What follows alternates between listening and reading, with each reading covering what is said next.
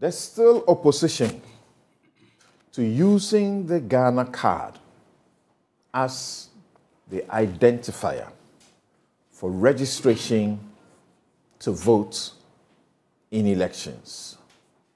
What exactly is the problem? Parliament in this republic turns 30. Is it still a rubber stamp? Or what? We expect it to be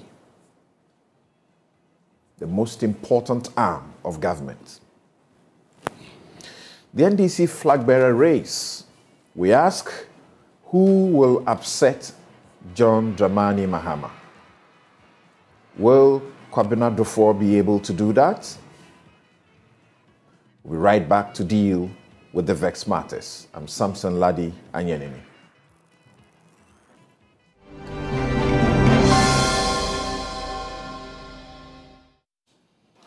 You're welcome back. This is Newsfile. It's your most authoritative news analysis platform. And here on Newsfile, as always, we put Ghana first.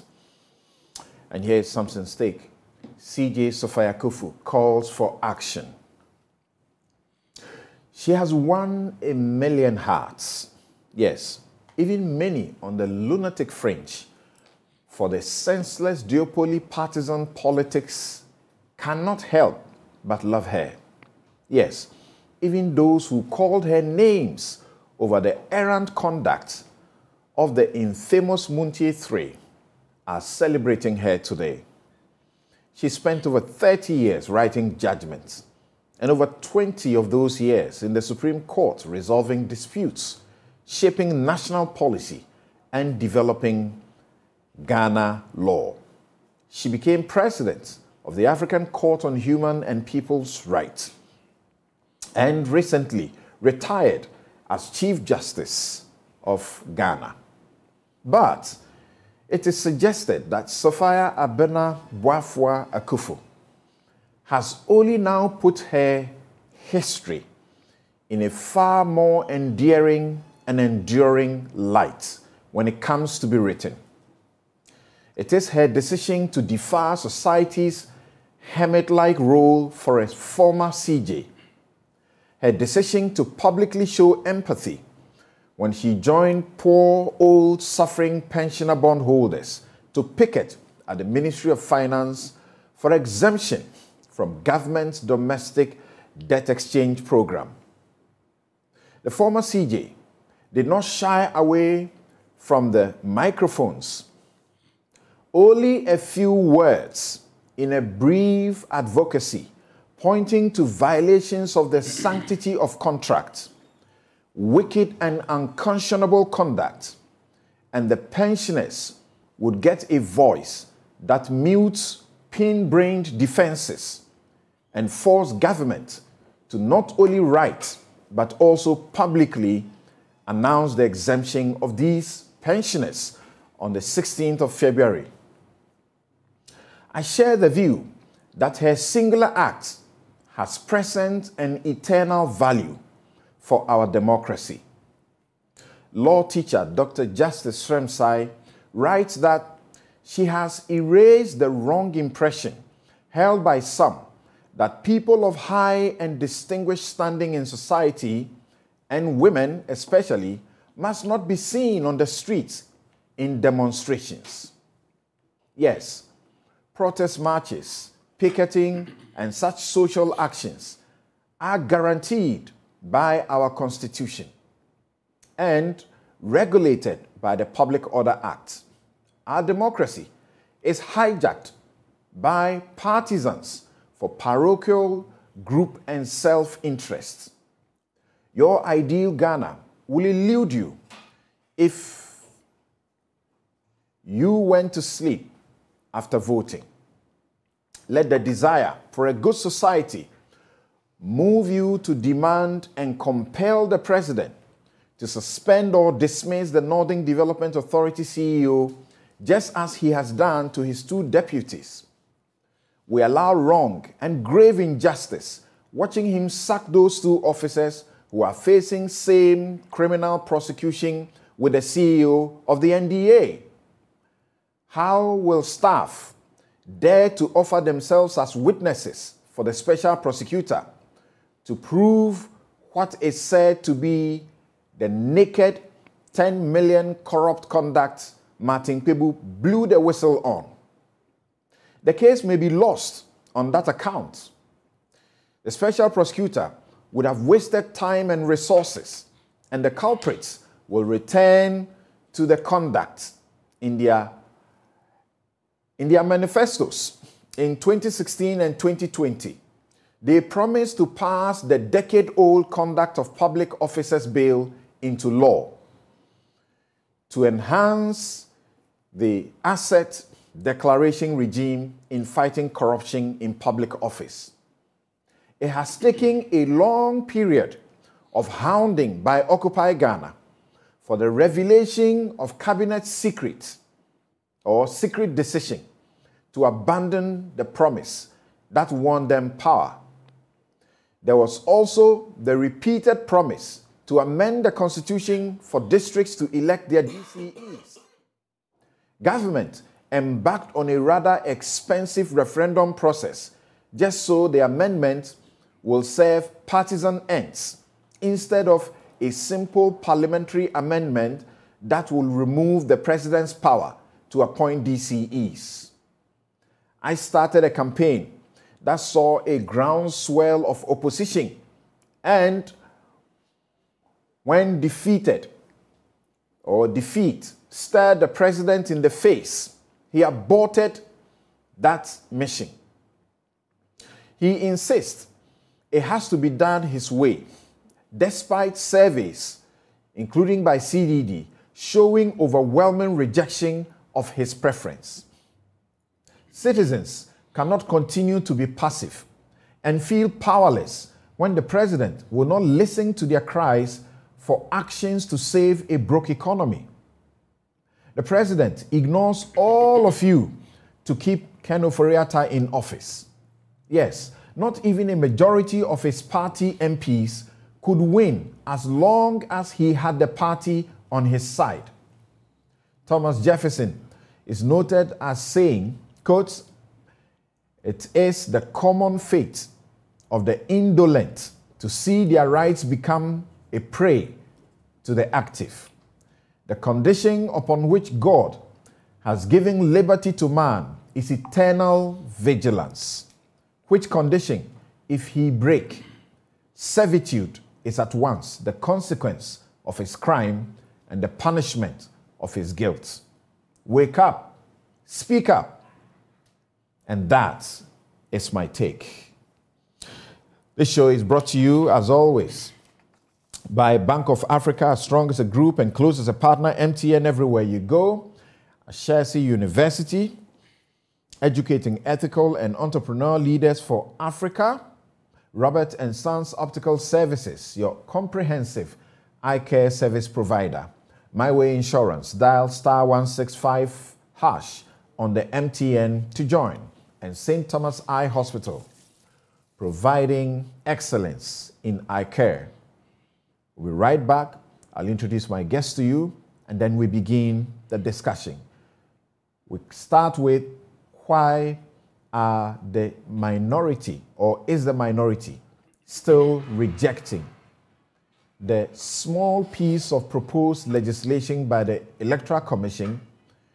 So, to be captured on the electoral roll, you need to use your Ghana card.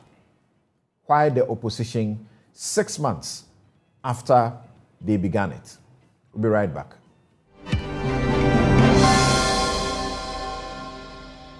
Now, Speaker, for the record, 2020, 2021, 2022, 2023, Ghanaians who have attained the age of 18 years have been denied the opportunity to be captured as registered voters. This is a constitutional wrong. Let anybody challenge me with facts and figures, Mr. Speaker. There has been no voter register opportunity for Ghanaians who have attained 18 years since 2021. That is a constitutional wrong, unacceptable to a country committed to multi-party constitutional democracy. Mr. Speaker, The right to vote and to be voted for is so sacred. Even for you elected members of parliament, one of the minimum qualifications of you to get voted as MPs is to show that you are a registered voter. That is the weight the Constitution imposes on this in Article 94 of the Constitution. So, Mr. Speaker, the Electoral Commission, by virtue of their existing CI, have no reason to tell anybody and to tell this august House why they have so failed to capture Ghanaians who have attained 18 years. So, Mr. Speaker, we have a problem with it. One, the Electoral Commission was now informing the Ghanaian public through Parliament that only the national ID card issued by the National Identification Authority will be a sole reference document for the purpose of registration. Mr. Speaker, that is the intendment of what is referred to as a draft CI. And in it, if you want, I'll refer to the particular purpose. It says qualification for registration. And then it comes, Mr. Speaker, again to say 2, designation of registration centers. And again, Mr. Speaker, our committee found problems with the designation of the registration center. It says a district office of the commission, a district office of the commission, or any other place that the commission considers appropriate. Mr. Speaker, throughout history in 1993, since the establishment of the Electoral Commission, voter registration exercise is done at polling stations, not district offices. And Mr. Speaker, I'll use the example of Bole.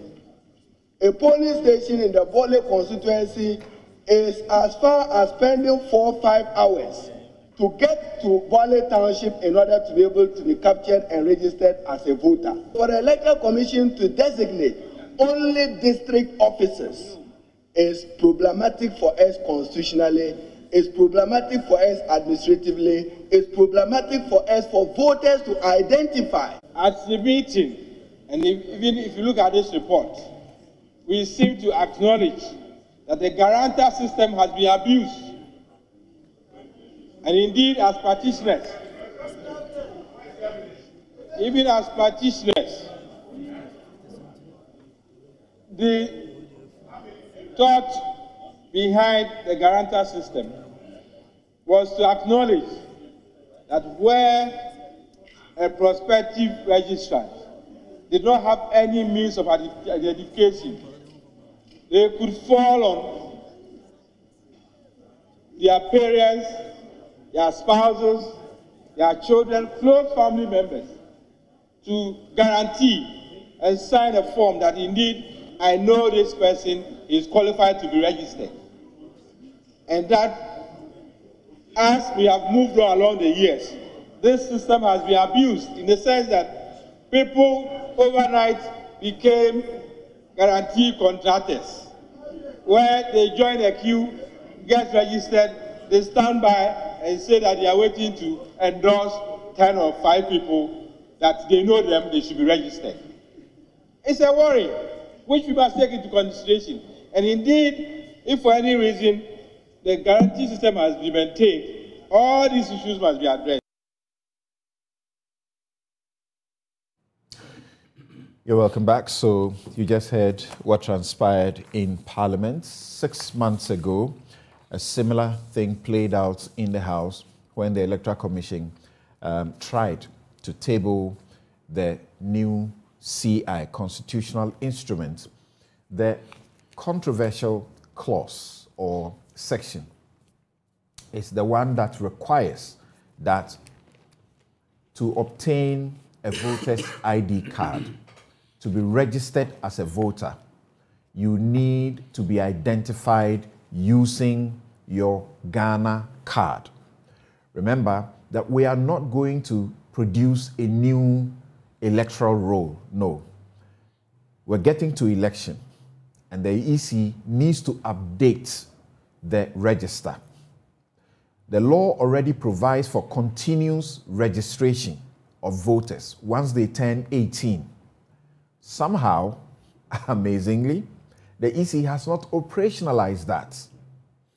Now, it is hoping to get this passed, then it will begin to operationalize that and use that window to register Ghanaians who have turned 18 since the last election, to add onto the register for the election 2024. So why this opposition? The NDC has raised a number of issues. The major one being that the cards are not presently available to each and every Ghanaian citizen who would want to register to vote. So let's begin from the NIA, the National Identification Authority, to find out where they are, how many Ghanaians they have registered so far, and between now and the elections, will the NDC be justified in continuing with this objection? Remember, 6 months ago, Mr. Agboja, the MP for Adaklu, had said that he is supervising a district of some 24,000 people who are of age, that is from 15 going, qualified to be registered to get a card. At the time when the bill was being sought to be, CI was being sought to be laid, only 2,000 of those people had been registered, and less than 2,000 had their cards. Has the situation changed? We're fortunate to be joined by Professor Ken Atefa. Professor Ken Atefa, Ken Ajiman Atefa, is Executive Secretary of the National Identification Authority. Here in the studio, we have Dr. Dominic Anyenini, who is MP for Bolga East and former Deputy Attorney General and Minister for Justice. Also, Habib Idrisu is MP Tolong and Deputy Majority Chief Whip. We also have on Zoom Professor Ransford Jampo, Professor of Political Science, University of Ghana, and Dr. John Osai Kwapong, Political Scientist, Democracy and Development Fellow, CDD, Ghana. He was with us when we discussed this matter some 6 months ago. Now, we begin with Professor Atefa. And as you know, in 2006, the government of Ghana passed the law. And then in 2008, we did some amendment to it. We passed some regulations to govern it in 2012. And then in 2017, we did further amendment to the law. What does that law do? It mandates the NIA to register all Ghanaians living in Ghana and abroad and foreign nationals permanently resident in Ghana onto the National Identity Register. 2, it is to issue citizens and eligible foreigners with national identity cards. That's the Ghana card. 3, it is to create and maintain a national ID database. 4, it is to ensure the accuracy, integrity, confidentiality, and security of the data collected. And 5, it is to make the data in its custody available to persons or institutions authorized by law to access the data. That is the reason today, without your Ghana card, you can't access banking and financial services. Professor Ken Atefa, thank you very much for making time to join us.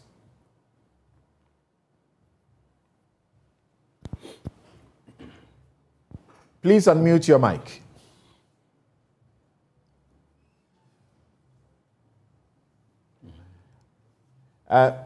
Hello, Prof. Can you hear me now? Yes, we can hear you now. Very well. We can hear you now. But shall we see you? It's been a long while. We haven't seen you on TV. Yes, that is very true. Just a moment, please. Right. We'll Right. So as Prof sorts out that, remember that the central purpose of the ID system that we are working with now is to ensure that each citizen has a unique identity which cannot be claimed by another person. A unique identity which cannot be claimed by any other person. That is what it is supposed to do.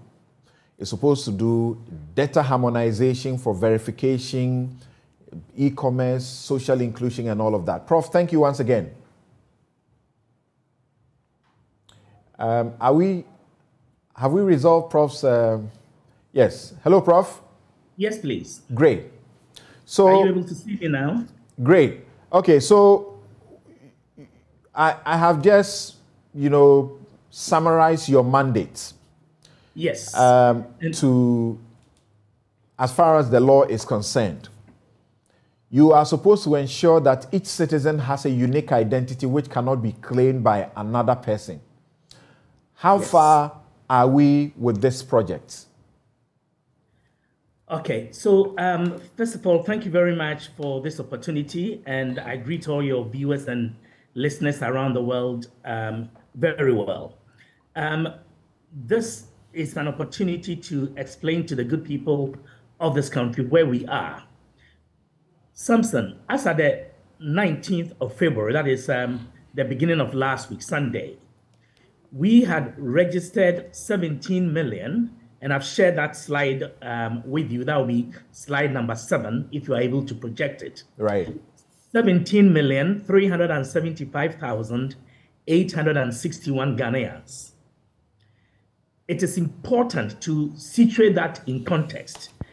As at 21st February 2017, we had registered 4,554,528 Ghanaians. Fast forward to 19th February 2023, we have done 17.375 million. The total number of cards printed as at 2017 was 2,719,425. By last Sunday, we had printed a total of 16,737,734.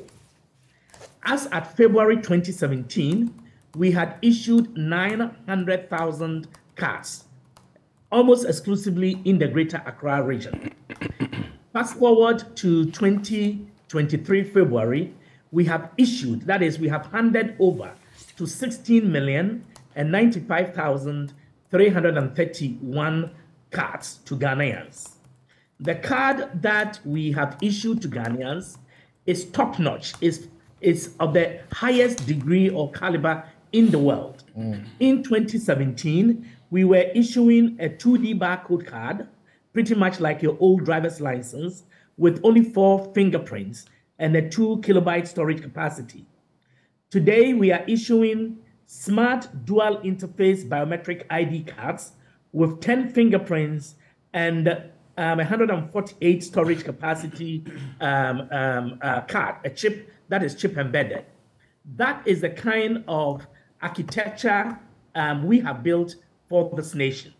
Now, if you look at the statistics of registration, and I heard you mention Honorable Abuja from, I think, Adakulu, you said. Right. All those statistics that are being bandied around cannot be from the NIA database. And I do not know how some people purport to get their data. If you are looking for data, come to NIA and we will give it to you. And Samson, we gave our data to the Parliament of this Republic in June of last year upon their request. We were there 3 days ago to give them. We were there yesterday to give them as a result of some misunderstanding over the absence of Mrs. Jean Mensah, chairperson of the Electoral Commission, in the House. NIA could not be heard, and we've been invited back, I presume, on Tuesday. We will be there. We are a responsible public sector institution, efficient in what we do, committed to being the best. We focused, we are rigorous, and we are coherent. And those three catchwords drive us to provide future solutions now. Now, the data that we have, if anybody wants, we will give them. And then if there is any way of validating the data, we can explore that. This is biometric identification.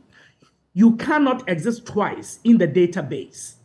We cannot suppress your data. So once you are captured onto the database, you exist forever. When you die, the active use of the card is suppressed, but your data is not deleted. It exists in perpetuity. That's the arrangement we have. So we cannot go and disadvantageously or advantageously add onto it or subtract from the database. It is sacrosanct, and it speaks to one of the cardinal principles in our mandate that you mentioned earlier, the integrity, accuracy, and reliability of the data that the database that we create. So, Samson, that is the case.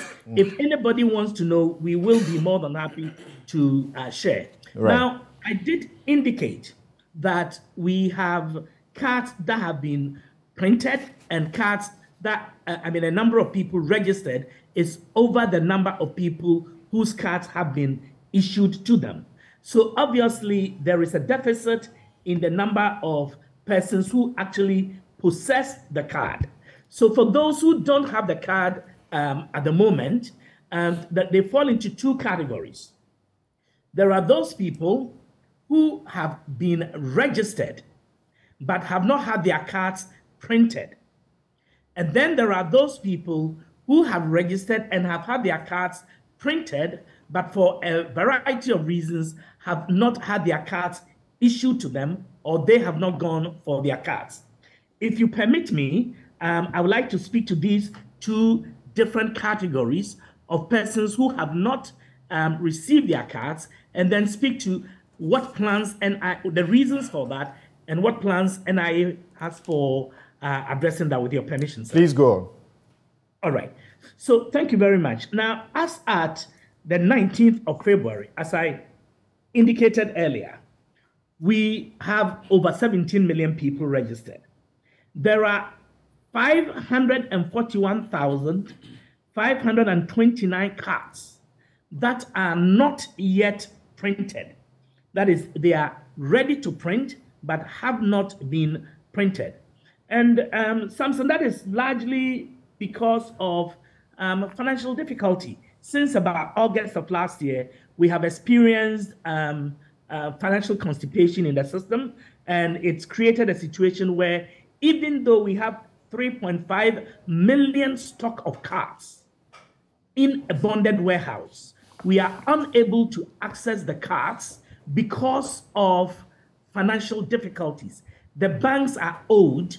The private partner with whom NIA does business, Identity Management Systems Limited, which is the private partner in this, and we are operating the Ghana Card Project under a public-private partnership arrangement. That's right. That private partner is owed a considerable amount of money. And the banks that have been bankrolling this are unable to further bear the cost, and therefore had refused to, as it were, release the cards to us. Government yesterday made some payments that positions us to be hopeful that going into next week, cards will be released. Now, when cards are released, 541,529 cards can be printed in less than 2 weeks. We have the capacity. We have over 1,000 functional printers. We have people who are trained, who are professionals, who are sitting at home, who are doing nothing and are anxious to work. We call those people back to work.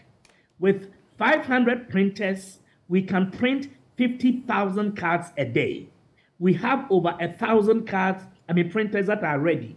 That means that in 10 days, in 11 days, we can do all the 541,000 cards. There is absolutely no reason for anyone to doubt that. There is no reason for anyone to be unsure that that is a deliverable, because the capacity exists, the people are available, and as soon as we have cards, in 2 days, we can have the cards in every nook and cranny of this country where there is a regional or district office. And we have regional and district offices in every regional and every district capital, plus Seoul. That means that we have 276 operational district offices and 16 regional offices. We can distribute our cards in a day or two maximum, and printing can begin. We can set up print farms,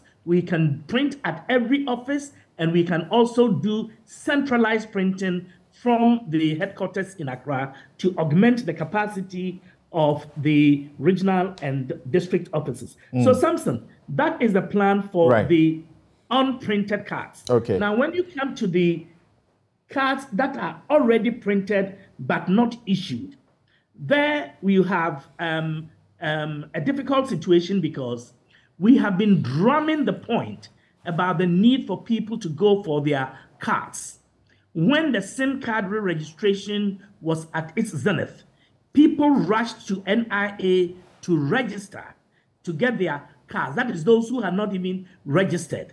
And when we ran out of cards at the regional and district offices, and only the premium registration centers at the head office and at Car Bank, which had been operating since July 2022, were the only places where the Car Bank had made cards available and people could go and pay at a fee and get the cards.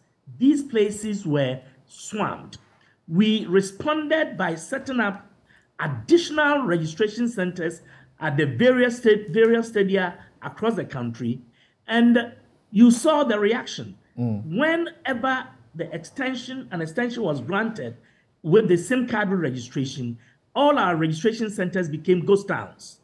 Whenever the deadline was approaching, we had an avalanche of applicants at all our registration centers. So there are people who know that their cards are at the regional and district offices. All right. But Prof, who are not going for them. Okay. And we need to address that as a problem. Okay, Prof, at the last population census, the population of Ghana as at 2020 was 30.8 million people. Yes, sir. And out of that number, an estimated 19.9 million, almost about 20 million, were expected to be persons who are 15 years and above. Out of the almost 31 million, almost 20 million were expected to be persons who are 15 years and above. Now, yes, sir, the Electoral Commission, as at 2020, had on its register 17 million Ghanaians. Then the NIA, also as we speak, you just gave the figure again, we have in excess of 17 million Ghanaians. We understand that persons who are 18 years and above on your system are supposed to be what number? I'll have to check that specific number for you. 16, while we talk. 16.9, yes. Correct? Yes, that's right. Right. 16.9. Yes. Now, what percentage of the EC's register do we have as people who use Ghana card to register with the Electoral Commission? Okay, Samson, I'm unable to give you that percentage, but I'm able to speak to the figures that you yourself have just applied. So I'm going through your own statistics, and yes, it shows that we have as many as 60% who use the Ghana card for their voters' ID card. In the last election, yes. That is right. So it will appear that if presently you have only about 2.5 million people to capture. Exactly. Only 2.5 million people to capture. That should be an easy job for you. But we were here 6 months ago, and that was the story we were told. The Electoral Commission actually suggested that you will be able to do that by the close of 2022. Here we are 6 months on. That figure is still outstanding, waiting to be captured. Yes, Samson, thank you very much. First, let me speak to the figures, and then I'll speak to the plan and the why that we are where we are, although I have alluded to it. Now, only 2.5 million people remain to be captured. That is an important point to emphasize. Only 2.5 million people. 2.5 million people can be captured within 6 months at our existing capacity without a problem. Speaking to some experts, you can actually capture them within 3 months or even less, not 6 months. I said 6 months just to give that latitude, that room to wiggle just in case. And that is why I am confident. The only reason it did not happen last year is what I spoke to earlier, Samson, that we had financial challenges. Because of those challenges, even though we had cards we have cards at a bonded warehouse, we could not access them to provide the continuous registration at our various regional and district offices and at our special centers.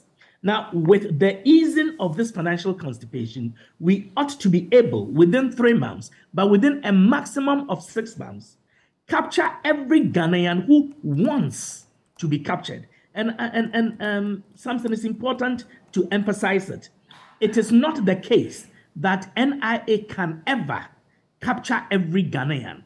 It is the case that NIA can capture every Ghanaian who wants to be captured and who submits herself or himself for that process. So these 2.5 million Ghanaians ought to be people who are willing to attend at any of our district or regional offices or registration centers that we may set up in order to be captured. The capacity, the will, the zeal, all of that exists to enable us do that. And as I said just yesterday, some payments were made, and we are confident that it would position us to expect the release of some cards within the coming week so that we can begin to get our work done. The framework exists, the plan is there, and we are willing and ready to serve the good people of this country and meet this 2.5 million target as they submit themselves. It is not a problem. It is an assurance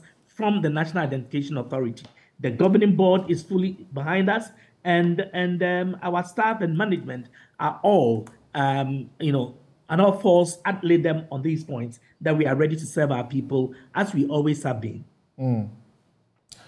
Prof, I'd like you to be patient with us.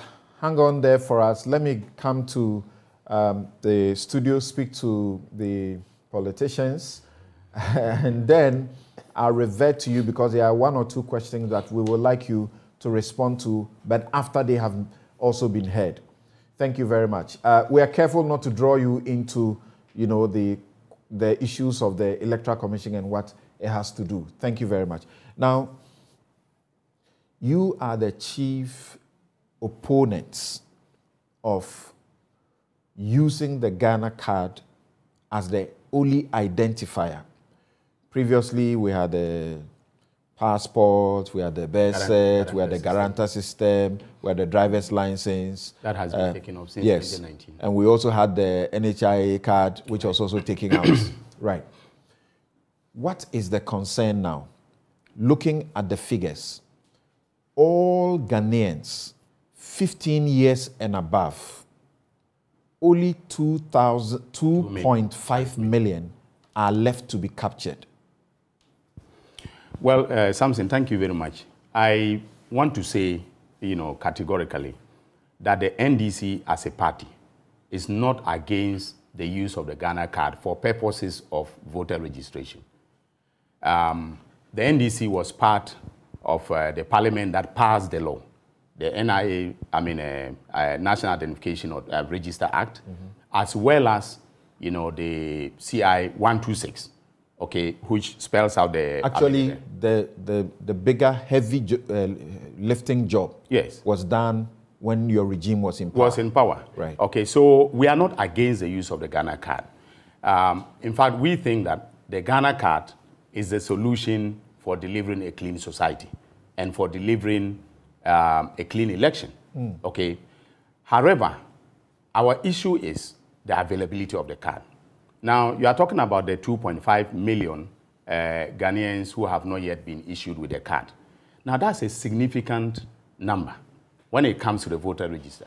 Remember, the margins by which each of the party wins an election in this country. 2.5 million people is a significant number. 2.5 million, 15 and above. 15 and above. Right. So it means that if you disaggregate that figure, okay, there are some who will be eligible to vote, and there are some who will just be, who are minors who are not qualified to vote. So our problem is that if the Ghana card were available everywhere in this country for all persons eligible to vote, we have no problem with that. All right. Now, if you go back to the statute establishing the National Identity Register, you realize that one of the means by which you obtain the Ghana card is the guarantee system, whereby persons who know you as a member of the community in areas such as my constituency, very remote areas where people are born without birth certificates and so on. They grow up to even JHS secondary school, and they don't have any form of identification. And so if you insist that these persons must produce the Ghana card, okay, in order to be able to register to vote, then it means that if you take off the guarantor system, all right, from the national ID, from the voter, the requirement to get a voter ID card, all right, they are going to use the same guarantor system in order to be able to get the Ghana card. So your source document, which is the basis of your, saying that somebody is eligible to register to vote, itself has the deficiency that you are seeking to cure. All right. So our biggest problem is that if you say that that is the CI is seeking to say that the guarantor system be abolished completely, and that anybody who is coming to register must come with a Ghana card. And we are saying no to that. The reason is what I've just said. In most areas of the country, people do not have the identity documents that would allow them, to easily obtain the Ghana card for purpose. In most areas of the country? Yes. Are we still talking to these statistics? Because it says we have captured in excess of 17 million Ghanaians, right, 15 and above, and the only number left is 2.5. So how can it be most areas? Well, the question is, you see, we need to deconstruct the figures. 2.5 million, right, is a global figure. The question is, how many of these reside in the rural areas? Okay? How many of these are in urban areas? And how many are in peri-urban areas? Okay?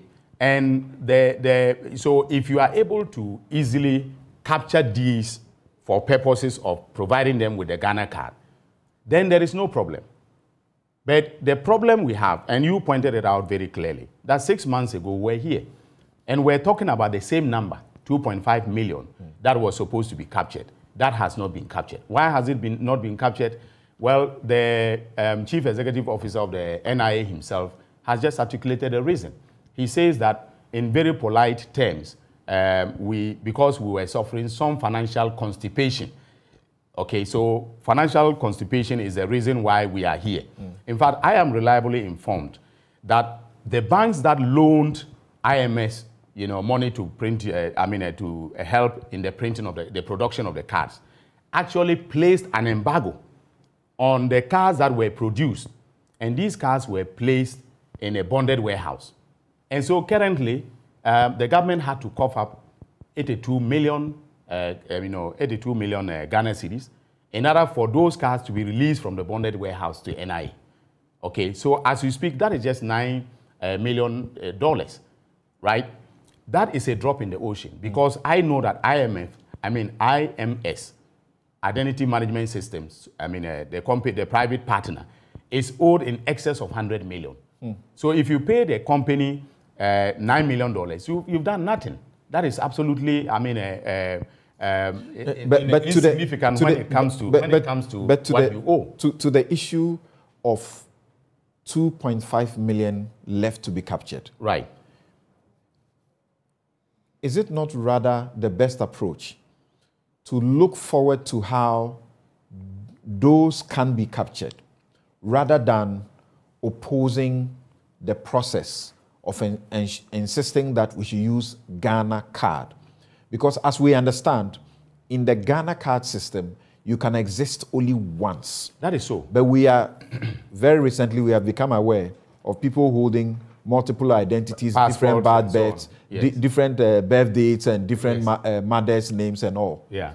So this, you I believe that this is the way to have a clean Ghana, clean society. A clean society and a clean election. So why don't we pursue capturing the 2.5? Okay, so let me backtrack and say something.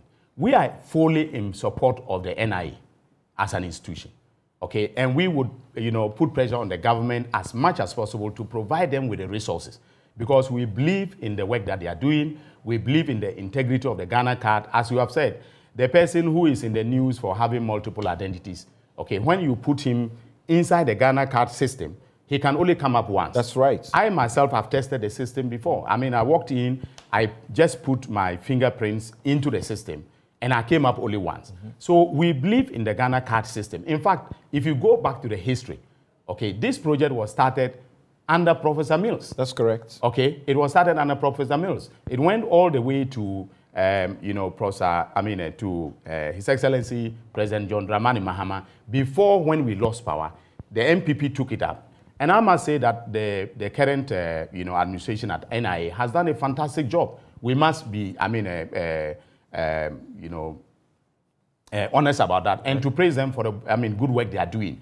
So we think that they can deliver a clean society with a Ghana card, and we think that they can deliver a clean election with a Ghana card. What we don't want to see is a situation where, due to the unavailability of resources, they are unable to cover every eligible voter and then disenfranchise, a lot of our countrymen and women who are otherwise eligible to vote. This is a number that they can mop up within 6 months. Right. And as I said, I've spoken to some experts who say, well, he was talking about deploying 500 of their machines. But if they took the entire 1,000, then they could do this not in 6 months, 3 months. They could actually do it in 2 months. Okay. So I don't want the discourse to focus on a non-existent issue, because we are not opposed to the NIA's work. We are opposed to the EC's idea of using only the Ghana card at this point in time when, the 2.5 million people do not have it. Right. Okay. And we are opposed to the situation where the EC is now saying that if you come to register as a voter, all right, and you are in Gambibgo or you are in Dubila where people do not have access to the Ghana card, you cannot be vouched for. Gambibgo is my village under his constituency. And you know the situation very well. This is not a hidden fact. All right. So if that is the situation, we cannot jump, ahead of ourselves and say that abolish the guarantor system and use only the Ghana card. It will lead to the disenfranchisement of a lot. Is there not sufficient time between now and the elections to have that done? Well, first of all, let's fund the NIA to complete its work. We can use CI 126 in order to do the continuous registration. And you know that, I mean, the constitutional mandate already exists. That's the existing CI, which already allows the EC to do continuous registration, which law it can use to do the mop-up as in registered new yes. And then newly qualified voters. Yes, as the former minority leader, I mean, ably pointed out during the debate in Parliament, okay, we have a situation where Ghanaians that turned 18 in 2019, 2020, 2021 have not been captured, have not been registered to vote. Okay, so in a situation like that, if you now come up with a very restrictive requirement, okay, in rural areas where I mean you don't have people don't have the Ghana card, you are not going to ensure that a lot of people are not on the voters' roll, and that is what we are against. We are not against the work if the NIA yes had completed this process, you would not be opposed. It's as simple as that. It's as simple as that. Okay. If we were sure that every eligible voter in this country has the NIA document and can walk to the EC and be registered, we wouldn't be opposed to it at all. Great. Okay. Habib. Samson, this is a reasonable, genuine opposition. No, I differ seriously. Even with the guarantor system with the NIA and the guarantor system with EC, it's completely different. Professor Tefa is still on the line and might be able to help us. My understanding is that if you want to guarantee somebody or guarantee somebody on the NIA, there is a deposition of oath. Yes. In the case of the EC, it is not so. It is. It is not so. No, look at the schedule to the CI. It is not so. So it means that on the NIA database, if you are even guaranteeing for somebody, you can be held liable if you actually lie or something like that. And then the fact that their stand is very clear in Parliament when we were having the Committee of the Whole. And they were of the view that we must use the NIA and the guarantee system or nothing more, nothing less. And listening to Professor Tefa, he already have 3.5 million cards in the custom bonded warehouse. It means that the 2.5 people left to be captured, there is enough cards to cover everybody. And he needs 6 months to be able to do that. So what would be your argument? But I just told you, 6 months ago, we were here on this debate because that was when the EC had attempted to place this before the House. What we were told was that by the end of 2022, the 2.5 would have been captured. Samson, like Professor Tefa said, the problem have been financial issues. Right. And because of the financial constraint, government is committed in helping the NIA to be able to pay off the debt and get the cards released. I am aware. You mentioned for purpose of education, so that we don't miseducate our audience, about the guarantor system and the need to swear an oath. Yes. In the EC's guarantor system, you need to do the same. As in schedule, the schedule, when you look at Form 1, Regulation 1, Sub-Regulation 3E requires that if you are going to do that, if you are going to guarantee, that's what you do. So you swear, you say, I solemnly swear or affirm that I know Mr. So-so-and-so and that he is qualified to be registered as a voter at the above named registration center. So it's the same. Okay, Samson. So I don't see the difficulty of our colleagues because in Parliament, when we had the Committee on the Whole, we had actually tabled to solve this problem once and for all. So we invited the institution NIA, we invited the institution Electoral Commission, and the Finance Minister to come and address Parliament. One, if NIA problem is about money, what is the Finance Ministry doing about it? If your problem is about the guarantor system, can NIA be able to finish what they will do to help Electoral Commission also complete its work? The Finance Minister was present, the NIA, Professor Tefa was present, the institution Electoral Commission was represented by no less a person than the Deputy Commissioner. Then our colleagues said that if not the Commissioner, they would not listen. And then we argued that, okay, for purposes of us, because time is not our friend, why not we listen to NIA and the Finance Minister to be able to help them get the 3.5 million cards released? But at the end of the day, I am aware that somewhere last week, an amount of 80 million has already been advanced by government towards the cars. Another 20 million has been scheduled to be released next week so that these cars, which are at the custom burden warehouse, the 3.5 million cars, will be released. But I am very happy listening to Professor Atefa that in less than 6 months, he will be able to finish this registration. And also, the fact that he will still have extra cards for us to be able to register people who will continue to fall into the age between 15 and 18. But if you look at it, like Professor also said, you cannot say that you are going to register every Ghanaian unless those who want to be registered.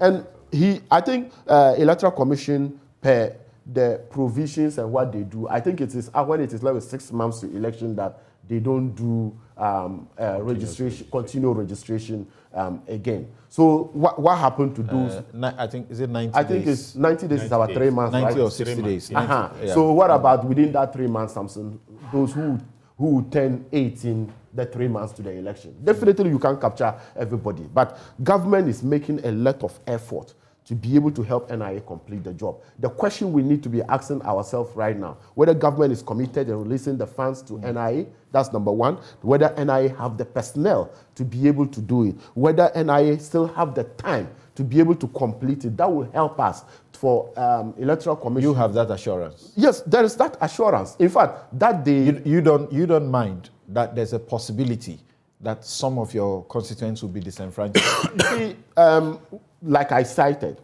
you can only register people who want to be registered. Even those who have voters' ID card in every election, it's not everybody who votes.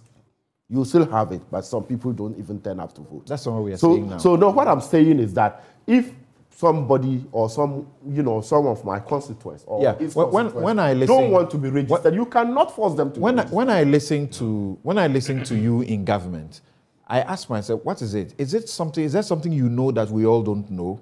That this 2.5 who are yet to be captured, they are NDC people, and so you can't be bothered. Is that the situation? But Samson, when you follow the debate in Parliament, even the Honourable Minister responsible for energy had to raise other points of order against the former minority leader, Haruna Idrisi, because he was categorical that if you look at the database, majority of the people who are not registered are from the Volta region, which is NDC stronghold, and then the Upper West region. They have politicized the whole thing. We are not looking at the data in that form. We are of the view that 2.5 million Ghanaians have still not been registered. I'm saying you should be concerned. No, that number remains uncaptured. Uncaptured, yeah. But Samson, there is always and there is enough demonstration and commitment from government to get this 2.5 million registered. And I have been engaged. So you passed the law. The money has you passed the law today. You allowed the law to pass today, and they are still unable to do it at the time of election. If you listen to my senior colleague here, he said categorically that they don't have a problem using the Ghana card. Exactly. His problem is that if these 2.5 million are not captured, so if it is the case in 2-3 months' time, these 2.5 million Ghanaians are captured, will he still be arguing for guarantor system? No. No. So for the fact that let's give them the benefit of the doubt. Samson, look at the number of people who have been registered, 17 million Ghanaians. That is very significant. And Professor Atefa have demonstrated.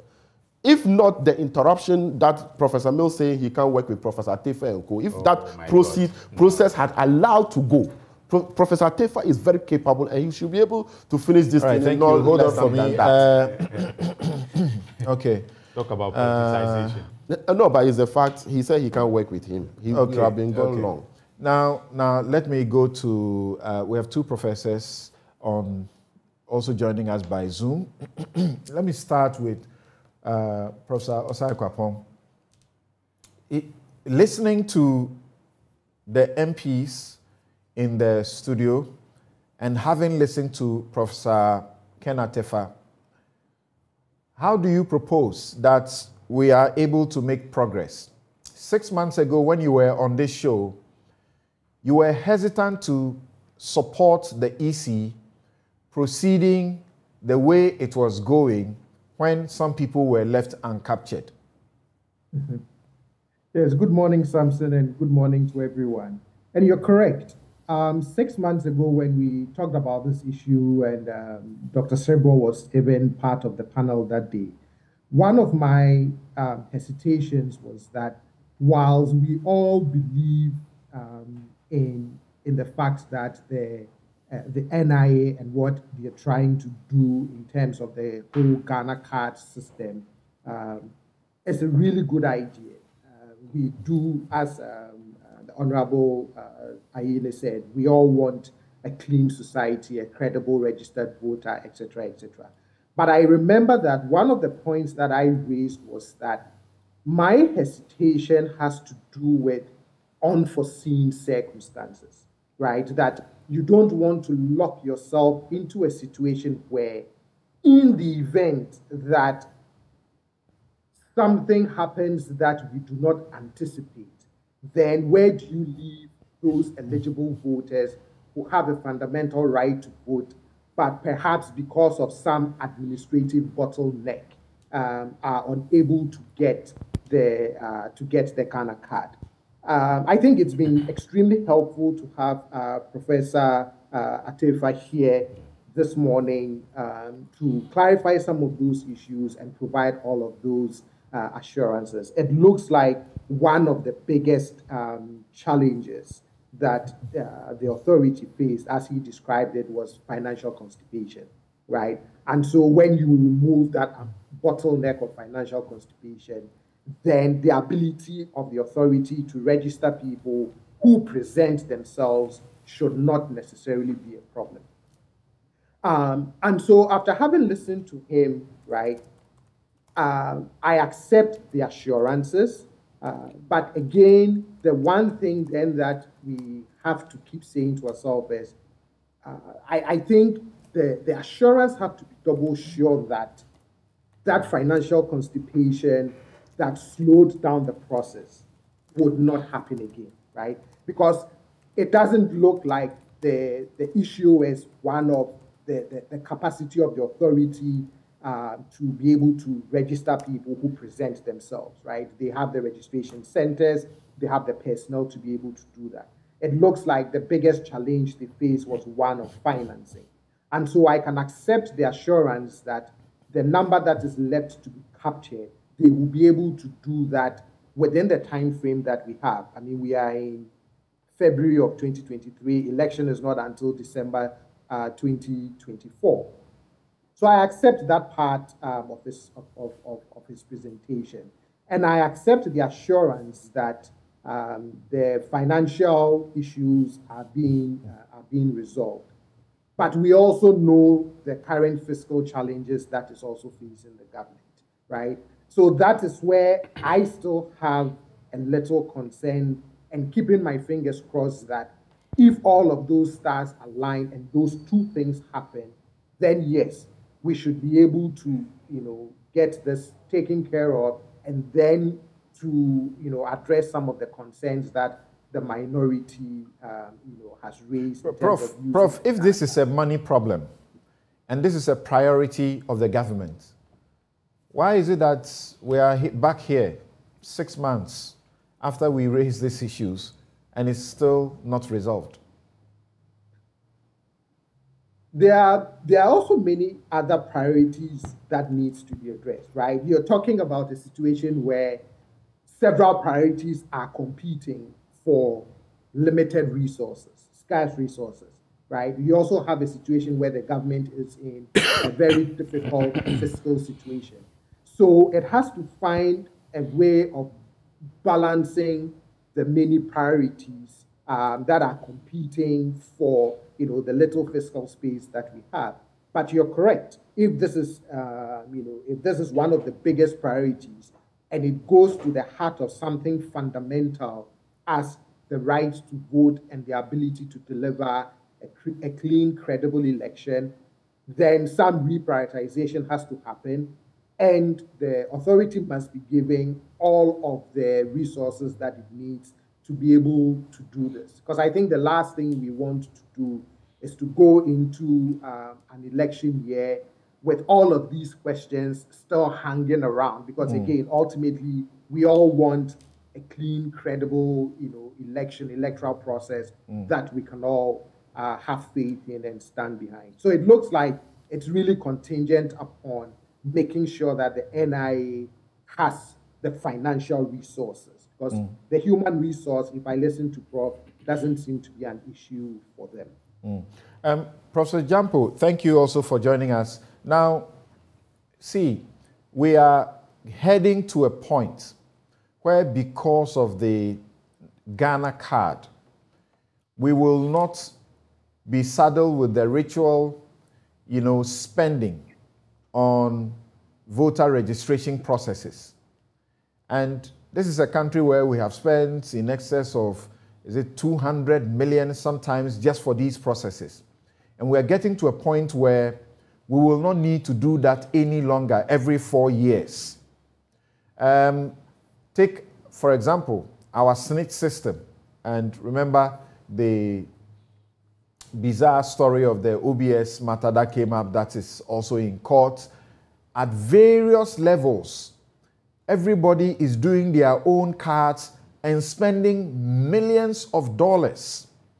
If you speak to some of our donor people who have better insight, they will tell you that these are the avenues for corruption. So, if this is what we are getting to, what should be the difficulty in putting the money in making sure that this is done and dusted?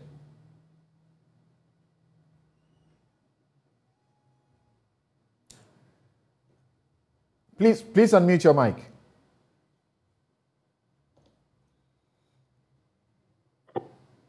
Hello, Samson. Yes, sir, we can hear you now. Oh, am I on? Yes, please. Oh, what question did you ask? Sorry, I was distracted. So my question is this. We all appear collectively, unanimously agree that the Ghana card is the way to go. That the Ghana card will give us, like Dr. Dominic Anyenini's words, a clean society, which is exemplified now by what the recent matters that we are hearing, where one individual has many identities or double identities, multiple identities, but in the NIA system, you cannot have a double identity. You can always have one identity. We all envy, places like Britain, elsewhere, because this is how the system works. What is the difficulty in finding the money and giving this a priority if the only number left to be captured is 2.5 million? Well, you see, if you're asking me what is the difficulty in finding the money, you should be asking the government of the day. I'm not a government. I'm not the fundraiser for the government. The idea of having a national identity card is laudable. I think it was introduced by J. Kufuor, and we've supported it since it was introduced. We tend to have too many identities, like you rightly mentioned. Yesterday, I wrote a piece, and I realized we have hospital identity cards, SNIT cards, staff ID cards, passport, voter ID cards, driver's license, national health insurance ID cards. These tend to create needless identity crisis for us. And so it was a good call, it was a good initiative when the idea came up that we should synchronize all our identities into one card called the Ghana card. It's a very good cause. And so I've argued that if truly we need to synchronize our identities into one card, then the Electoral Commission's decision to ensure that we use only the Ghana card as a source document for voter registration is also great, as it will facilitate the need for all of us to help in making the call for a synchronized identity a reality. But like you mentioned, we don't have money. We are a broke nation.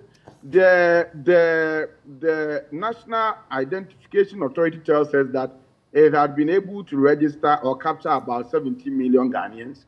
But out of these 70 million Ghanaians, you should know that it includes a site. I hope we are not losing Professor Jampo. So we are losing him briefly. Okay. Hello, Prof. Yes, I am here. Yeah. What do you say about realigning the EC's budget to financially empower the NIA to complete the Ghana card registration? Hello. Yes, Prof. Yes. So Samson, sorry. So what do you say about realigning the EC's budget to financially empower the NIA to complete the Ghana card registration? Well, the issue of funding to enable the NIA to continue to provide us with credible identification is not the only challenge that I see. You see, the point is this: using the national identification card, the Ghana card, as the only source document to allow people to register as voters is a serious decision that would hugely impact on the electoral fortunes of political parties. And such serious decisions must always be implemented with consensus. Let me tell you this. You remember, President J. Akufo introduced the ROPA, Representation of People's Amendment Law, in 2006. Now, I remember there were demonstrations, petitions, and boycotts, and so many things that were done to prevent that law from being passed. But because the president then...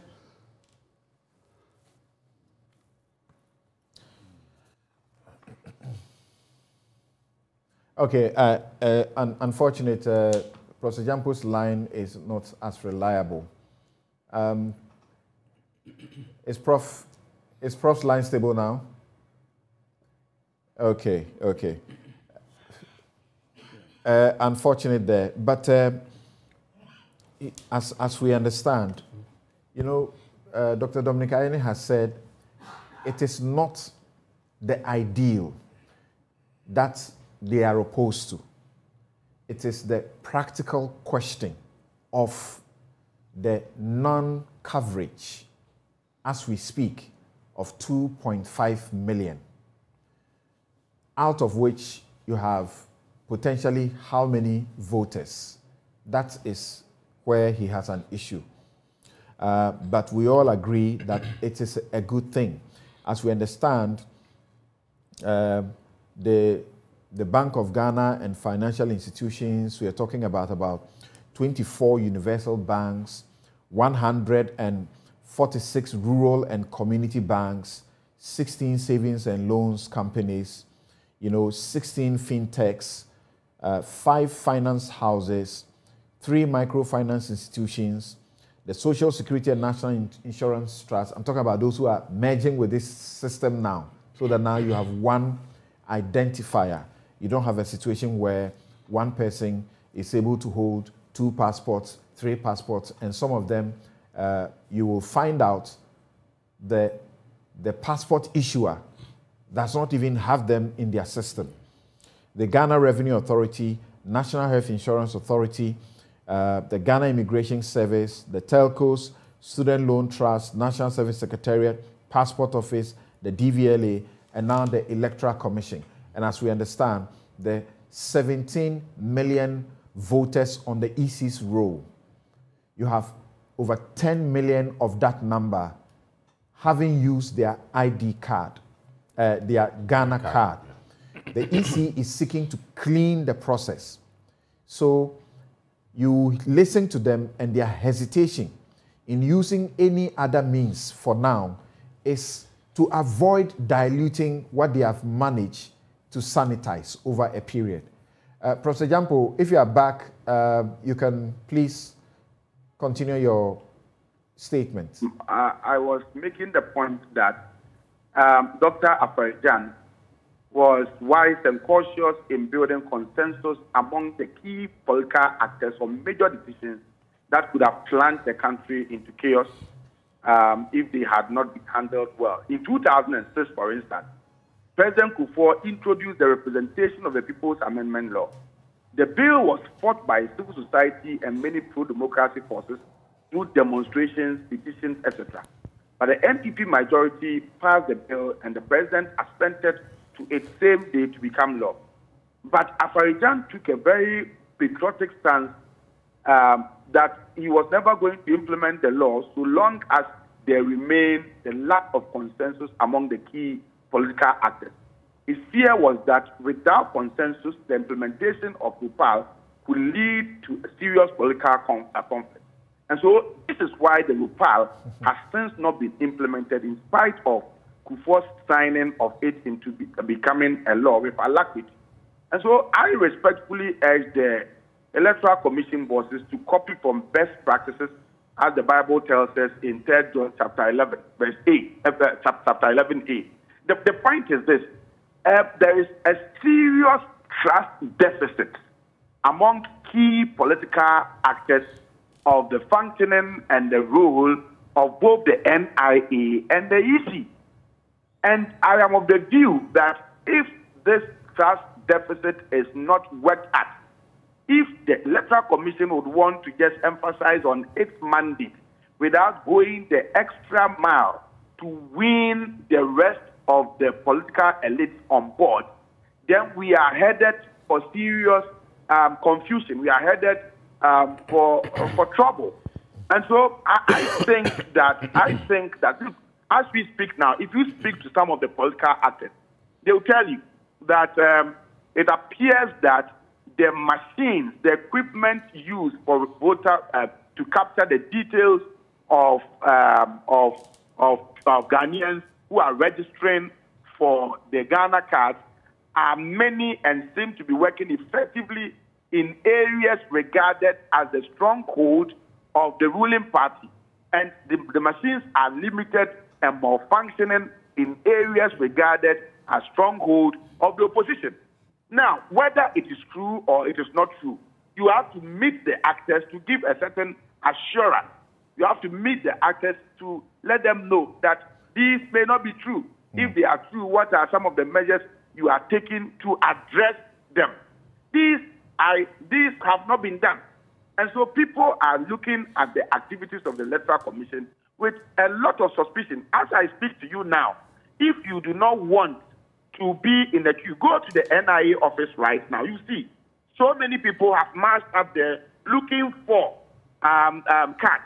Now, if you do not want to be in the queue and you don't have the time, you have to pay 250 cities to be able to procure a card. So I went to procure cards for 2 of my own kids, and then I have to pay 500 cities to be able to get a card. And I'm wondering, if you have 3 kids or if you have 1 kid, how many Ghanaians are able to procure or marshal that resources in this period of economic crisis? How many Ghanaians will be able to have the resources to be able to go procure cards? If you don't take care, then what you are doing is that you are working to undermine the democratic principle of universal adult suffrage. If you don't have money, you cannot get a card. All right. If you don't get a card, you cannot register. If you don't register, you cannot vote. And then the Electoral Commission is saying... But Prof, in the face of the facts, should you join those who are generalizing these matters the way they have been generalized? In the face of the bare facts, the sacred facts, that 17 million plus have been captured. It's almost 18 million now, I think. And no, please do that. And Prof, the outstanding, the outstanding in the population of 15 years and above left to be captured is 2.5 million. So the question now is how to progress to cover what is left. Should the CI proceed or be held in abeyance until the 2.5 have been captured? It's not only about 2.5. The 17 million that you spoke about as being captured, it does not reflect the total number of voters who are supposed to be voting. Do the math well. You realize that the 17 million who have been captured, they include minors and they include also foreigners. You have to subtract the minors who cannot vote from it. You have to subtract the foreigners who cannot also vote from it. And then the NIA itself tells you that it has some 3.5 million Ghanaians who have been registered but whose cards have not been printed for them because there's no money to go print those cards for them. And so my point is, these are some of the teaching challenges. Apart from these teaching challenges, there are also serious trust deficit of the activities of the Electoral Commission by the main opposition party. And I'm saying that to the extent that this decision, this CI, will have a major impact on the electoral fortunes of political parties, you must not proceed without building consensus. That is what we know about Prof, according to the NIA's figures, I think you are working with some figures that need to be updated.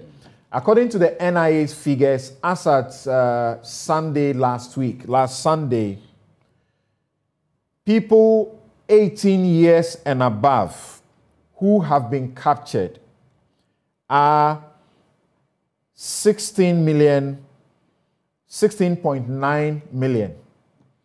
18 years and above. So the Electoral Commission says it has 17 million on its roll. And we know that from a long time now, the goal has been to remove the ghost names, the multiple people on the electoral register. Yes, so Samson, I get you very well, but the point is that the issues that I'm tabling now that you are seeking to controvert are the issues that are in the psyche of many people who are raising these as counter proposals, counter issues to what the Electoral Commission is saying. And the only way you can iron these issues out is to dialogue and to build consensus.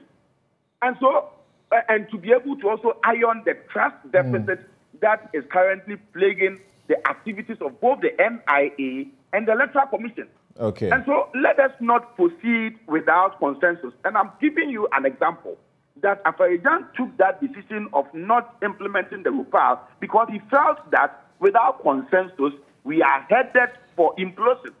And so let nobody doubt the independence of state institutions. Let the independence of state institutions I acknowledge that point about Afarijan. But as you know, I am the lawyer who led Ghanaian diasporans to go to court and to seek a compelling order that the Electoral Commission should implement the ROPA. They have not been able to implement it up to now. They are not the right person. Since 2017, when that judgment was issued. Yes. In fact, they returned to court to beg for extra time. The court gave them extra time. They have still not been able to do it. So, but I'm giving from where I sit, it is a no-brainer. It's a simple issue. If Niger is even doing diaspora vote in Ghana, Ghana should, we call ourselves a pride nation. We should be able to do this better, particularly in a Ghana card regime. Professor Tefa, there are issues that are being raised that I think you should address them for us quickly. Can I complete my point on that? You see, so Samson, you are entitled to your views on, and you have the right to take the Electoral Commission on for non-implementation of that RUPA. But my point is that the reason why Afarijan decided to hold on to implementation had to do with the fact that he wanted some consensus. The point I make to you is that there is even a court order that should have been pursued, but they have not done it. That is to show you that even after Afarijan, they are still doing consultation. So it's not only Afarijan who has been consulting. This Electoral Commission has said on this show that it needs both parties to agree to come together to be able to implement it. Let me go to Professor Kanatefa because of the questions, the issues that you raised, Professor Jampo. Prof, thank you very much. I hope you're still there. Yes, I am. Great. I am still here, and I'm grateful for the opportunity once again. Right. Yes, I think I have just sent you some information on the registration statistics that you talked about with respect to Adaklu. Right. And if there were opportunity to highlight it, but let me just use that to illustrate the porosity of the argument that have so far been made about these statistics. As I've indicated earlier, these are biometric data. You cannot exaggerate it, you cannot diminish it. Number one, Adaklu. The total population, according to the Statistical Service, based on the Population and Housing Census 2020, the total population of the district is 38,649. The population aged 15 and above is 24,973. The total number of enrollments, that is registration, the total number of persons registered in that district is 21,688. The total number of cards printed for that district is 21,053. The total number of cards issued in that district is 20,408. The total number of cards unissued for Adaklu that is, cards that have not been given to people, is 645,000. The total number of cards that are yet to be printed in the system is 482. The total number of persons aged 18 years and above in that district is 21,144. And the total number of people below the age of 18 is 544 in this population cohort. So all those things that they have been saying, the probable explanation is that somebody goes and speaks to a district registration officer and gets figures for the current period that that district registration officer has been at post, not taking into account figures captured during the mass registration period when that person was probably not the district registration officer. Or they go and speak to a technical enrollment officer and get a partial view. Anyone who wants reliable data on National Identification Authority should contact NIA. Parliament requested for this. We've given it to Parliament. The Parliament, the representatives of the people, have all of these. And if anybody wants a means of validating the database, the information I have shared, they are at liberty to do so. But let me also go to some of the things. I think Professor Jampo is completely wrong in accentuating some of the points by highlighting points that have no evidentiary basis, that exist in the realm, comfortably in the realm of speculation. He does injustice to the nation. And I think Prof ought to take it back. First of all, it is not true that the 17-point-something million we are talking about includes the foreigners. The foreigners are registered under a separate system called Foreigner Identification Management System. That database exists. The figures I have been quoting are figures of Ghanaians registered in the National Identification System database. That's number one with respect to Prof. Number two with respect to Prof is the unfair comments on the premium registration service. The premium registration service has existed since July of last year. It was an additional facility introduced to make life easier for those persons who want to take advantage of a premium facility. The free registration service has never ceased. It has always been there since we started mass registration on the 29th of April 2019. That service has been at every regional and district office since November of 2021, when we established 292 offices nationwide. There has recently been a problem with card supply, blank card supply. But just as you go to DVLA and you can go and have a premium service, you go to NIA and you can have a premium service at a Bank office, at the head office of NIA, in Takoradi, in Kumasi and in Koforidua. And we're planning to extend the service to Ho and Cape Coast and all the other regional capitals. These are sequenced. But by all means, let's not attack it as a substitute, because it is not a substitute and it's not disenfranchising anyone. As soon as the car supply situation eases, and I hope that will be next week, we will be everywhere as we have been and serve the good people of this country with the free service.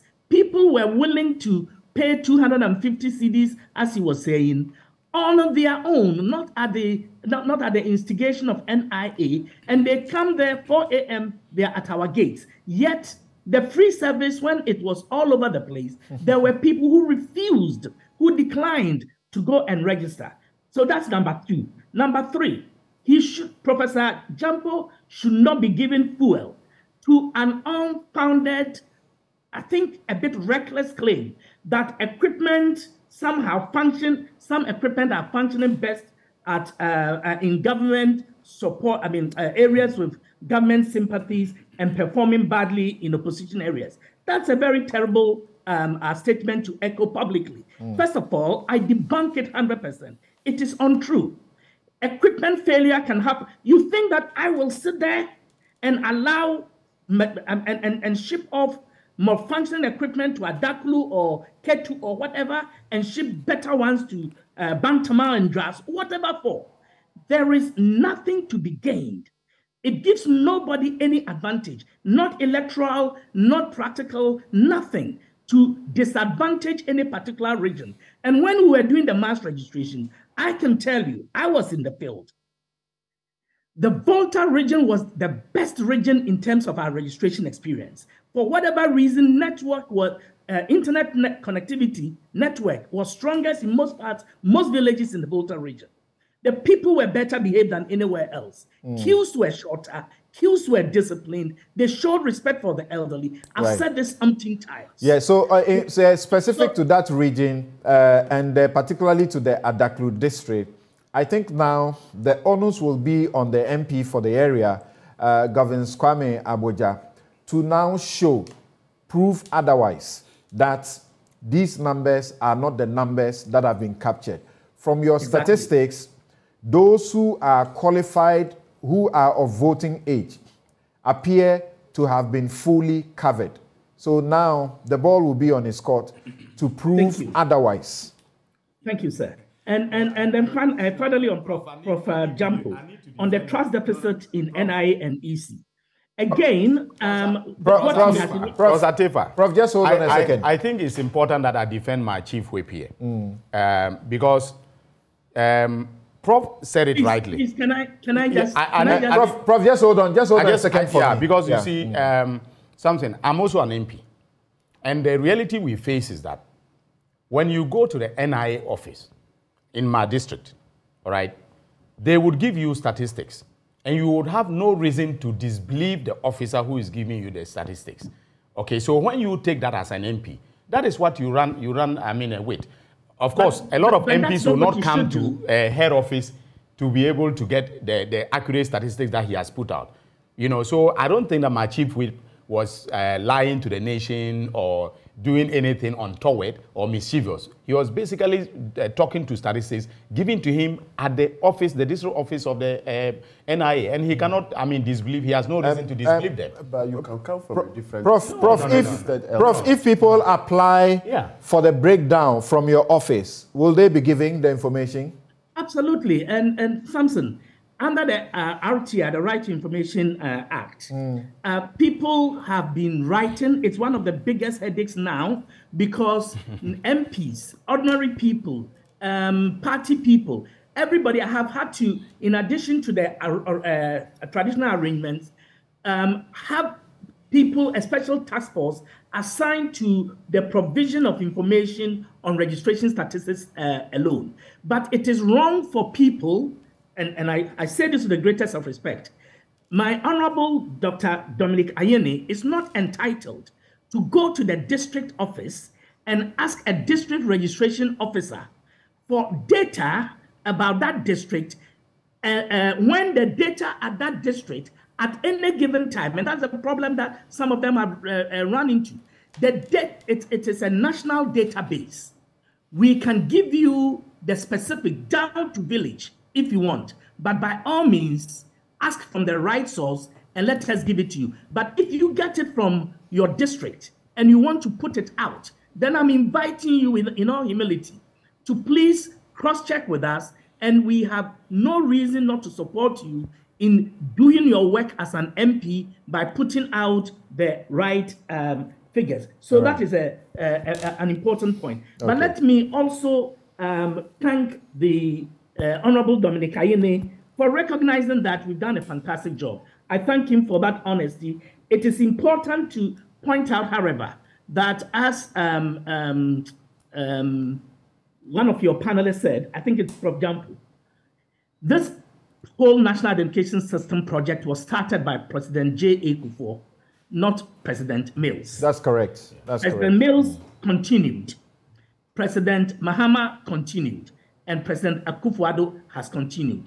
They all continue with different degrees of zest, passion, and commitment.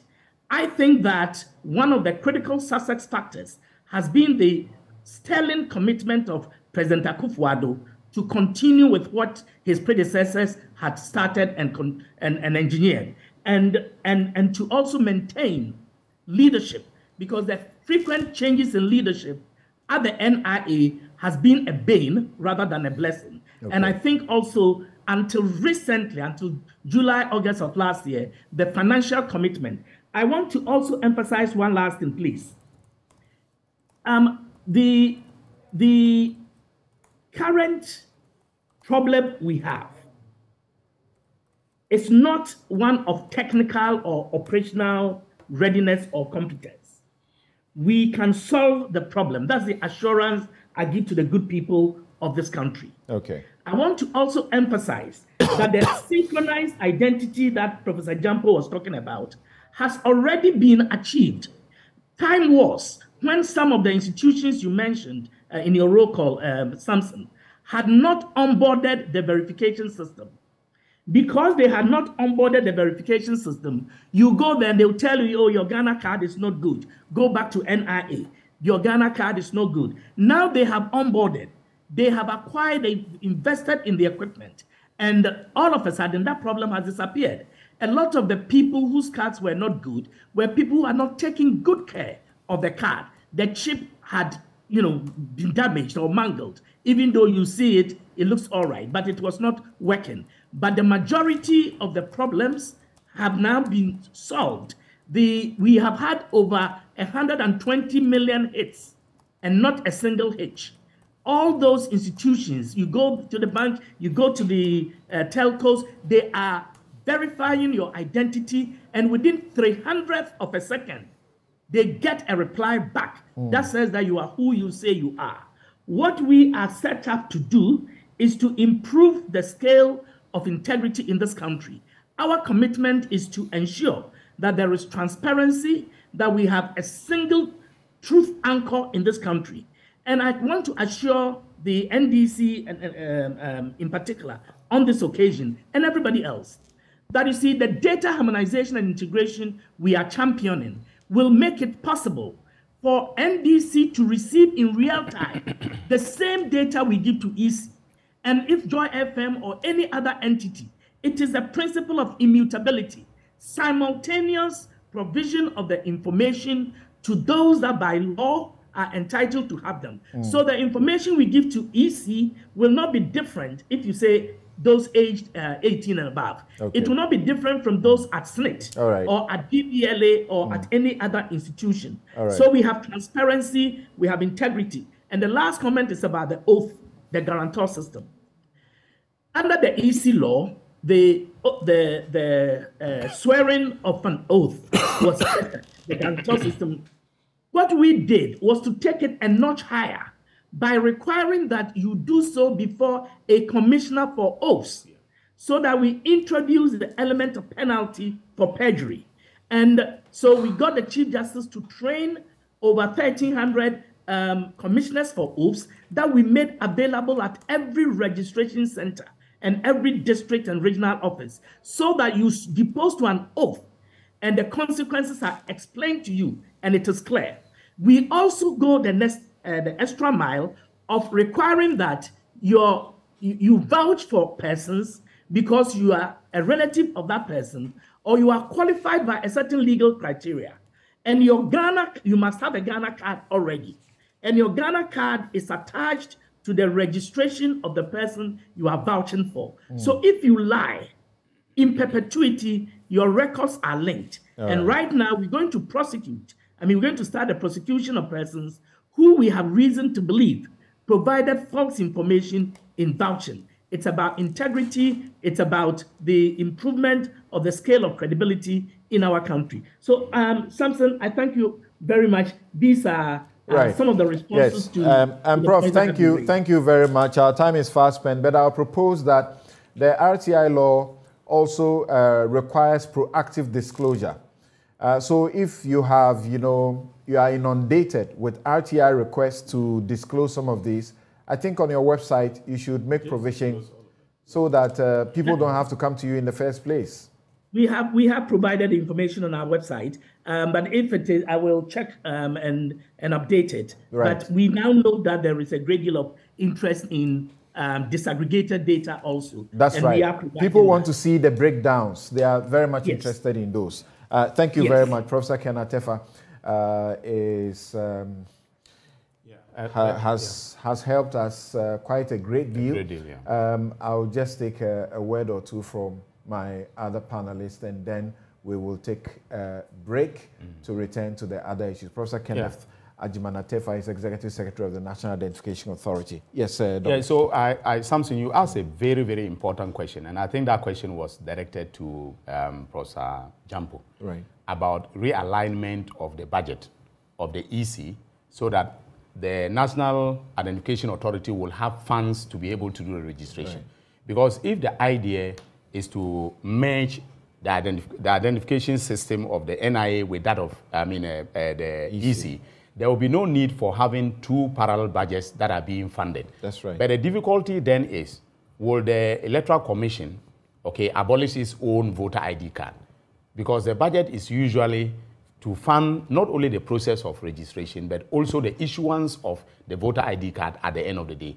But it's an important, issue that we need to think of as Parliament. So you are going to deal with it in the House. So you have the solution. Yes, actually, your committee is handling this matter. Right. Yes. So definitely, I'm sure during the committee of the whole discussions on the financial matters, we'll definitely have to bring it up as to whether monies can be shifted from EC to the NIA, so they can pay the private provider of the services that we are enjoying as a state. Okay. Yes, something. I think time have come for us as Ghanaians to be able to back the Electoral Commission and the NIA, because it's so worrying that our neighbors, Burkina Faso, Togo, have a national identification, and we are still struggling when we can be said that... No, if you check on the continent of Africa, Ghana is doing but, very well. But if you look your richest countries like Nigeria don't have any of this. Yes, but I'm just talking about our neighbors, the Francophone countries. They have their national ID.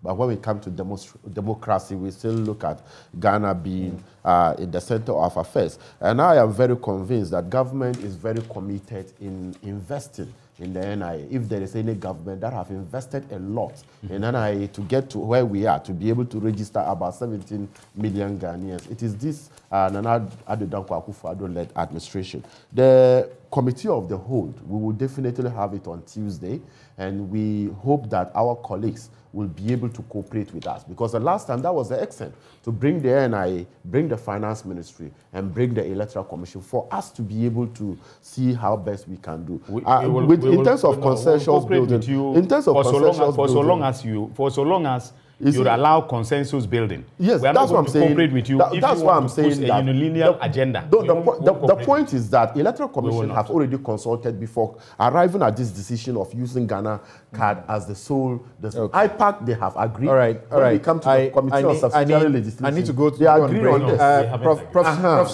Professor Sai, let's hear your concluding comment. But if you look at the World Bank, tells us that Ghana is only among, I think, 1, 2, 3, 4, 5. 5 other countries in Africa that are doing state identification systems using smart ID system. Others are doing the 2ID system, 2D ID system. And the majority of them are non-biometric, no ID systems. So Ghana is actually, a leading example.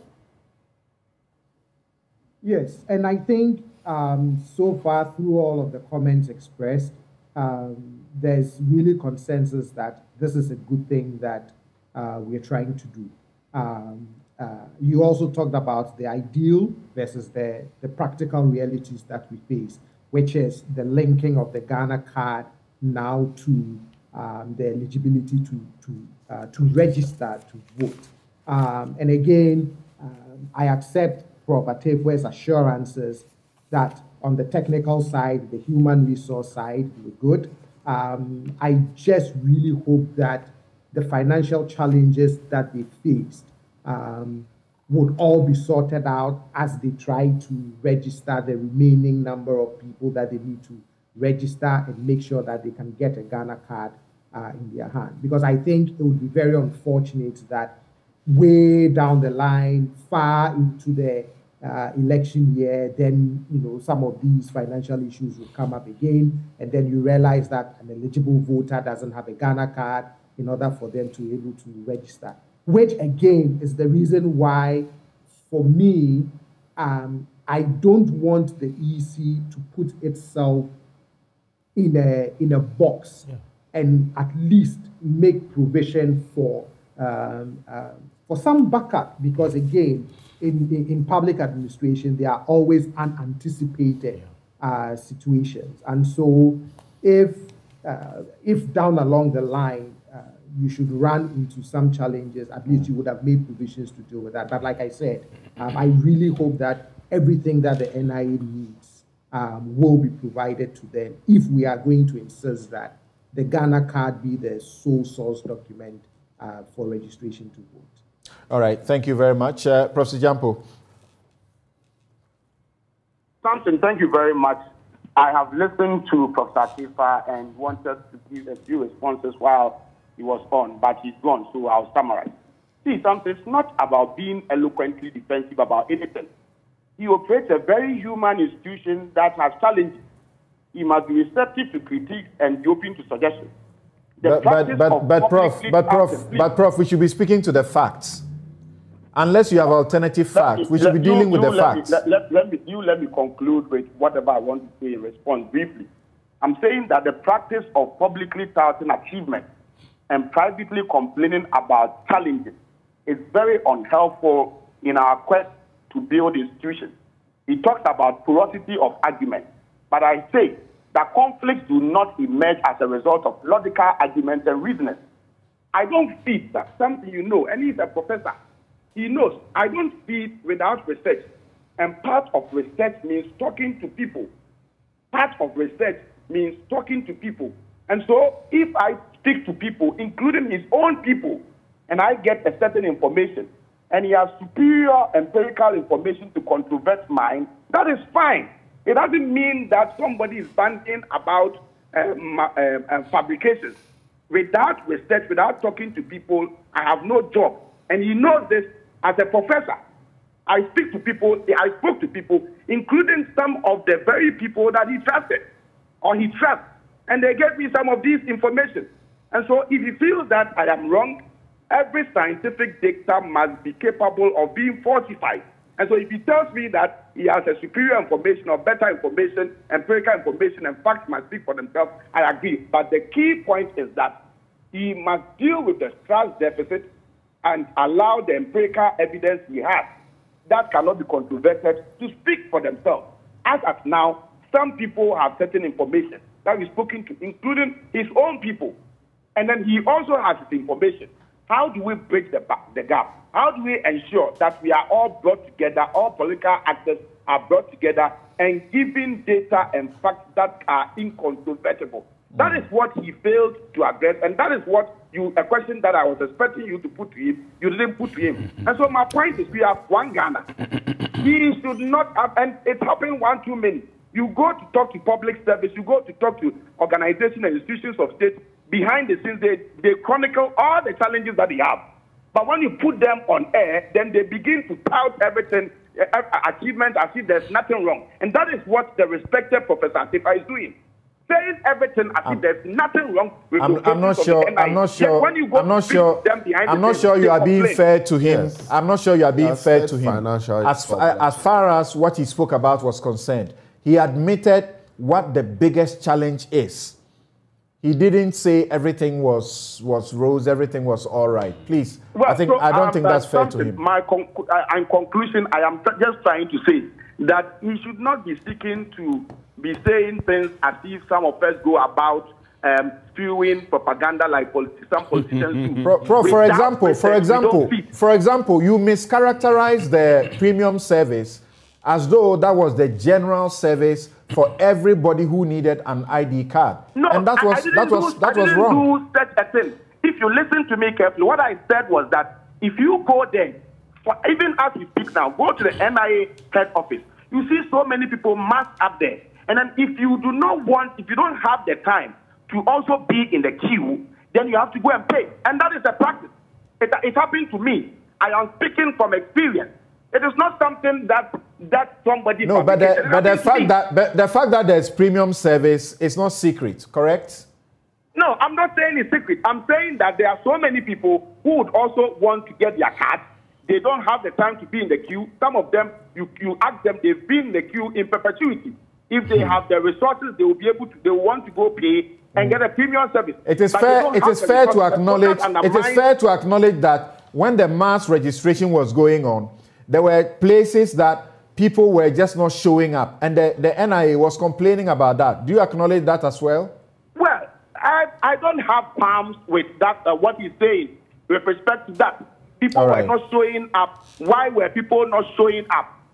We can go into the reasoning and explanations for the variables that accounted for people's lack of enthusiasm in showing up. But including the NDC's attempt to discourage people. Will you let me make my point, because please, we need to move on now and to get ready for the next set of topics.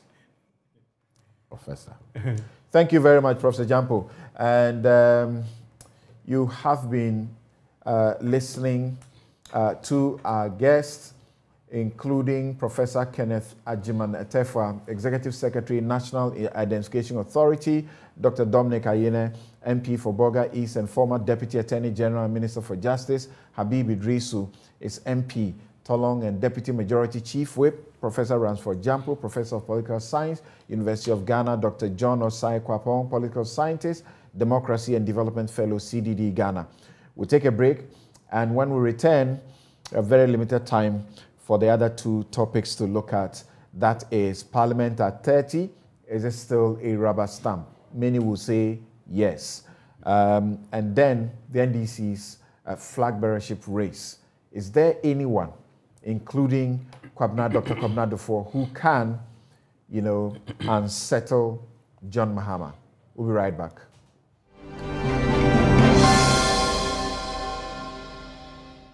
To the fact that Ghana has had 8 successive elections and 4 government changeovers between 2 major political parties. We say multi-party democracy. We don't say a duopoly. And so we have to look at how come that we have gone down from multi-party to a duopoly. We must be mindful of our current economic challenges and work towards a common goal to address what is before us. Nobody can benefit when the economy collapses. We cannot also sit unconcerned. Mr. Speaker, we can also not underestimate the reaction of our people. It is time to re-engineer our constitutional architecture to conform to today's realities. We need a constitutional order that frowns upon winner-takes-all syndrome, a new constitutional order that will ensure gender equity and in many respects, equality. We need a new constitutional order that will prevent the constant increase in the number of seats in Parliament. We need a new constitutional order that will put a cap in the number of ministers of state. A new order that will ensure that the Speaker of Parliament is a serving member of Parliament. A new constitutional order where the Auditor General will respect the fact that he is a tool for Parliament in the performance of its functions, the oversight functions, and therefore cannot unilaterally exact and prosecute surcharges, and even before submitting his reports to Parliament, find a way to leak the recommendations to the general public. Right. So maybe I start with Professor Jampo on this note. This Parliament, we lost Professor Jampo. Okay, let's start with Professor John Osai-Kwapong. What do you say about this Parliament? Is there anything to celebrate for 30 years of the Parliament? Yes. Many will say our parliaments are run from the presidency because it's majority rule and the majority must go by what the presidency wants. Right. I mean, you do see strong party discipline where the majority party rarely breaks with the executive on major policy issues, on major policy decisions, on budgetary issues, things like that. I have always argued that, yes, I know that by design, we often say that we have a very strong executive vis-a-vis the way we've designed the institution of Parliament. I have always argued that strength sometimes always also comes from the extent to which the powers that you are vested with is exerted. But the political reality is that it is very difficult, and Ghana is not unique in this situation, right? But you tend to see in presidential democracies, in presidential systems, and even sometimes in parliamentary systems, it's always very difficult because of party loyalty and party discipline to be able to see a majority party going together with the minority party to really hold the executive, quote unquote, either accountable or to provide really strong oversight over the executive. I mean, it has to take something egregious on the part of the executive to be able to mobilize an entire institution of Parliament to want to exert those oversight functions. But other than that, yes, you would always see that locking step between the majority that controls Parliament and the executive. But does it mean that the entire institution of Parliament, therefore, is not a necessary configuration in our democratic system? I wouldn't say that. I mean, if for nothing at all, they've passed very important legislations over the last 30 years that have shaped the way we do business, we do government work, the way we conduct all manner of things, in society. So on the legislative part, important laws have been passed under this Parliament over the last 30 years.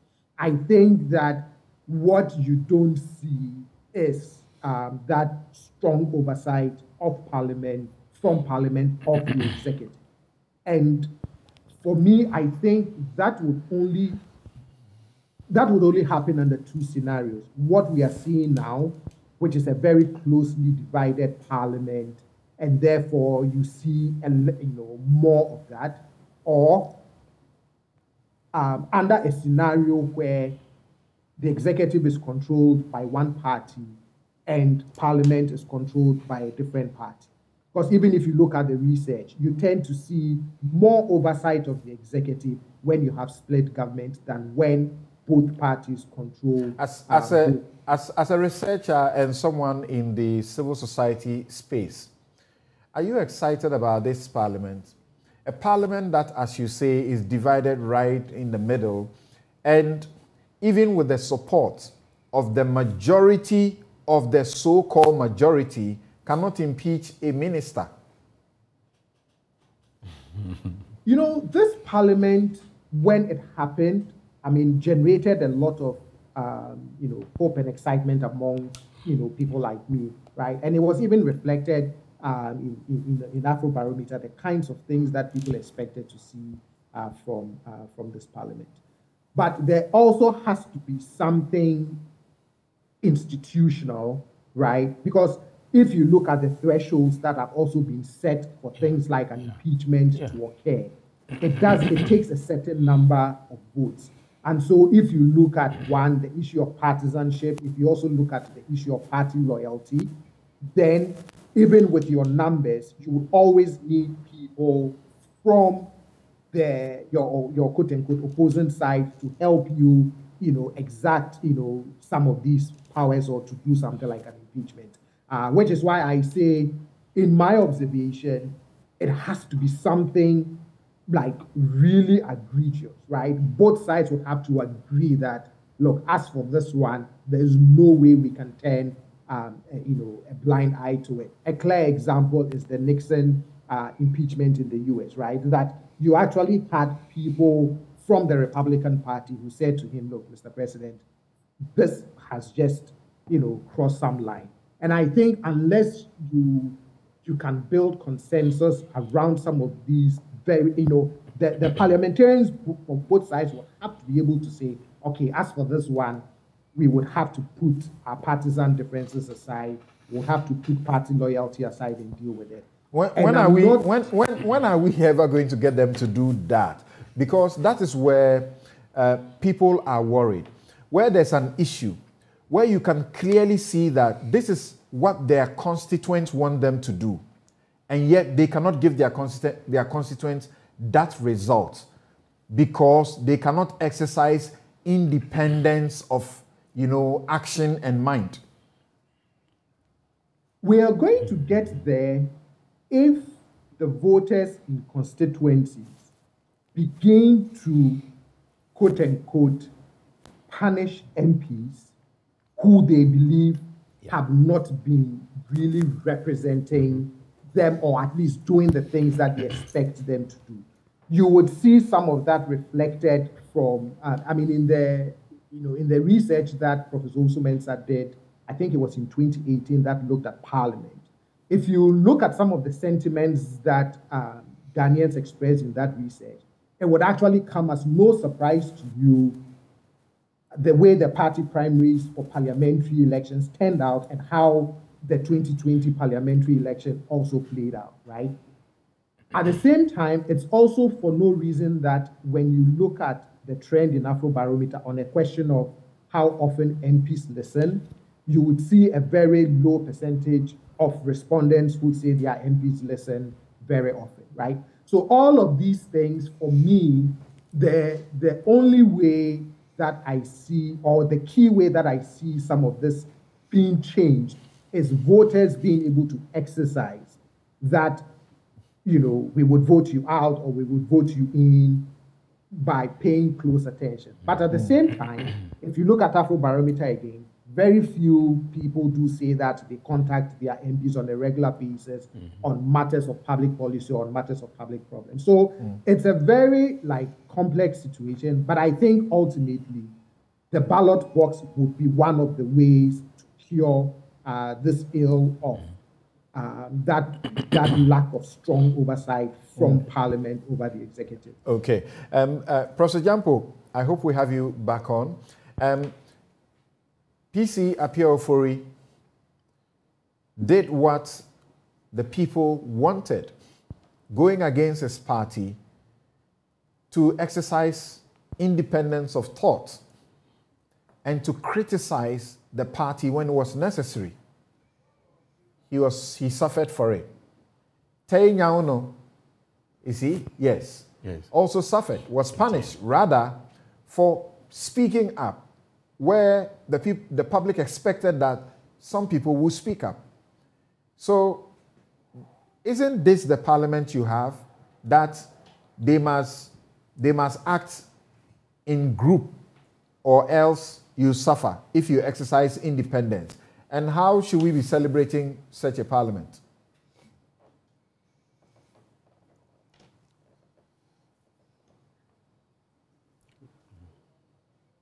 Hello, Prof. Jampo. Oh, hello, Samson. Right. Yes, please.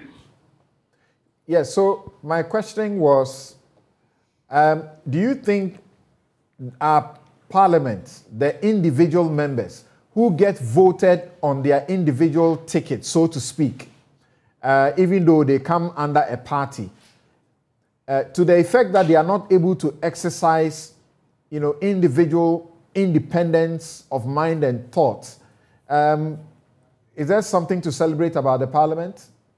Well, over the week, I gave assessment of Parliament, and I felt that if you ask me to score them, I'll just give them 3 over 10, and some people came for remarking. So 3 over 10?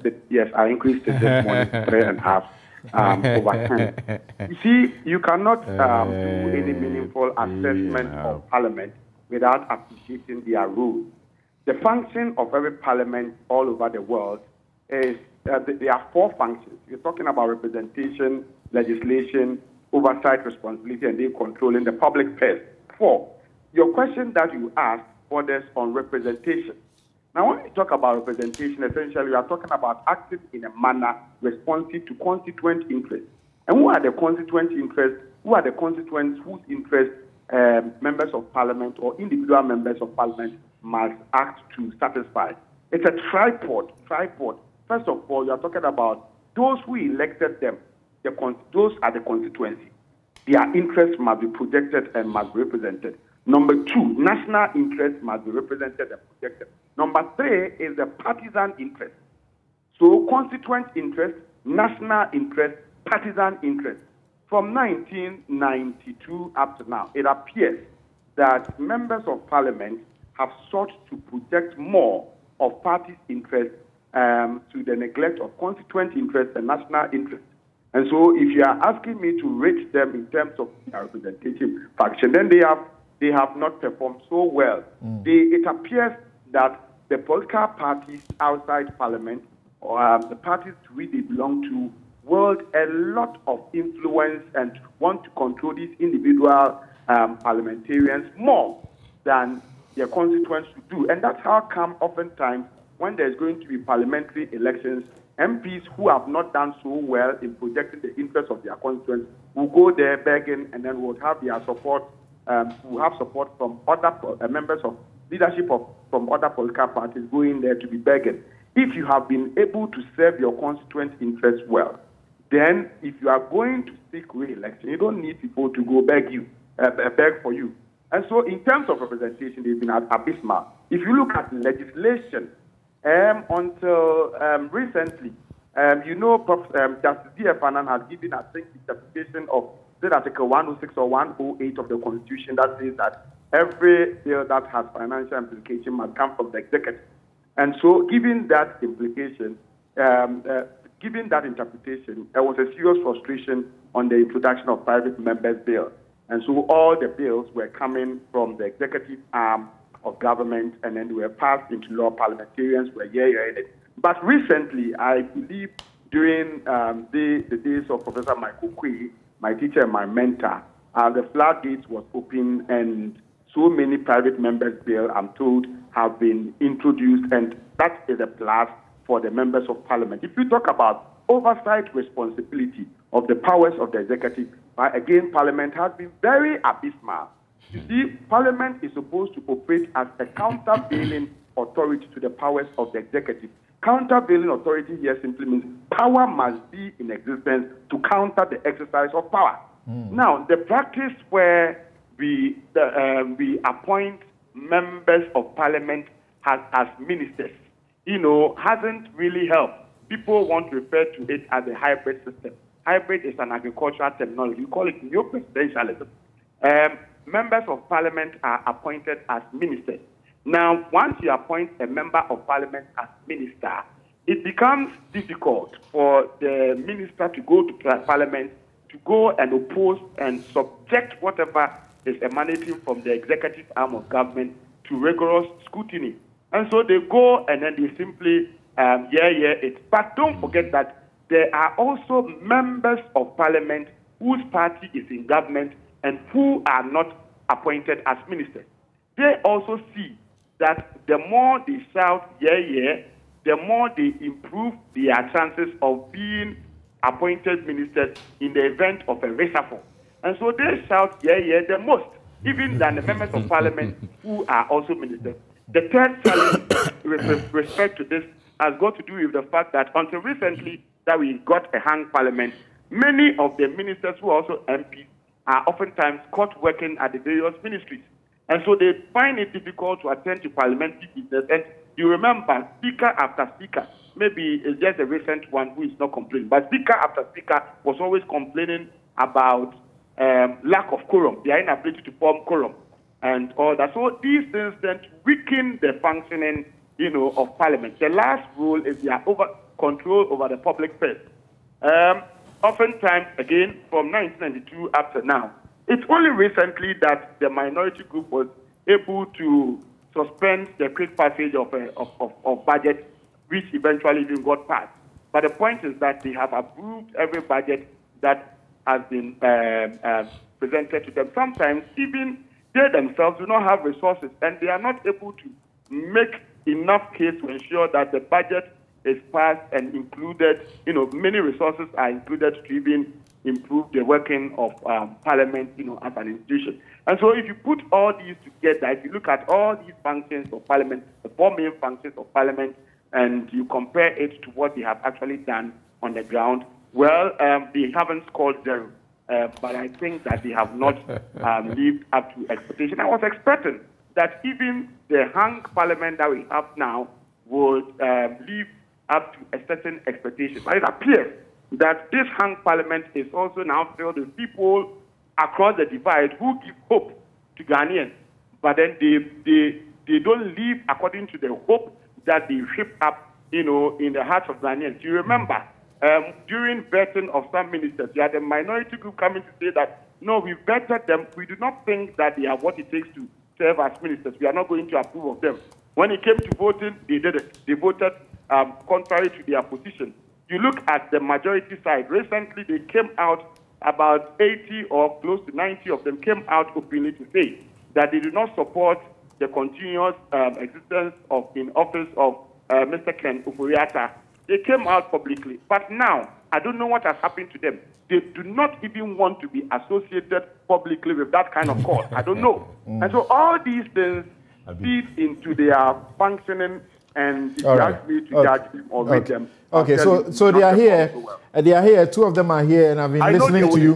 They have been listening to you, and I can tell from their posture that they are not excited at all about what they are hearing. I've seen them writing so many things. Right. So Dominic, the thing is that people have sought to look at some of you like the caliber, the pedigree of an individual that you are, a professional that you are, and you go into parliament and you must be whipped in line even if you disagree with a party position.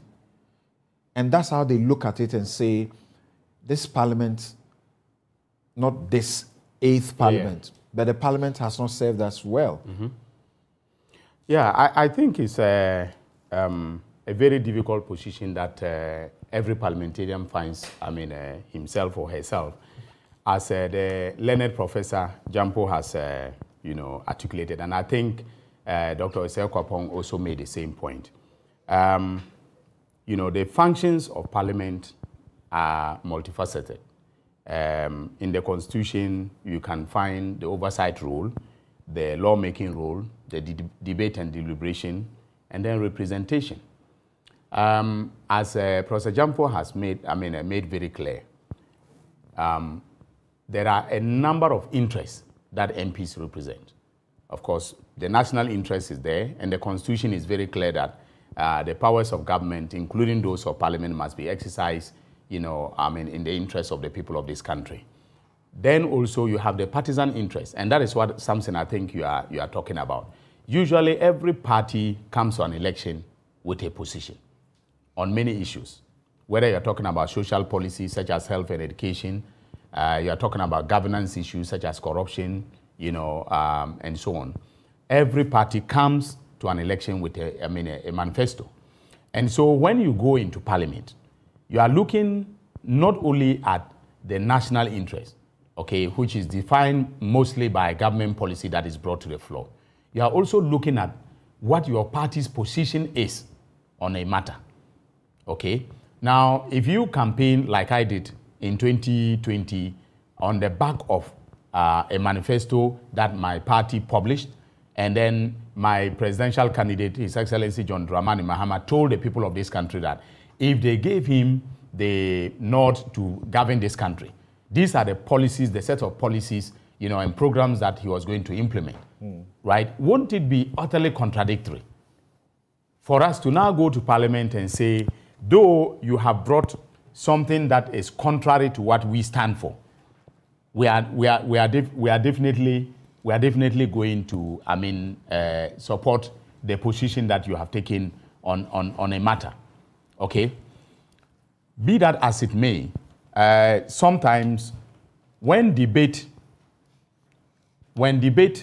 and deliberation takes place, and remember that in Parliament, what you see on the floor is the culmination of a lot of work that will usually have been done at committee, all right? So when committees build consensus on matters that have been brought before it, the committees will now come to the floor and articulate that consensus.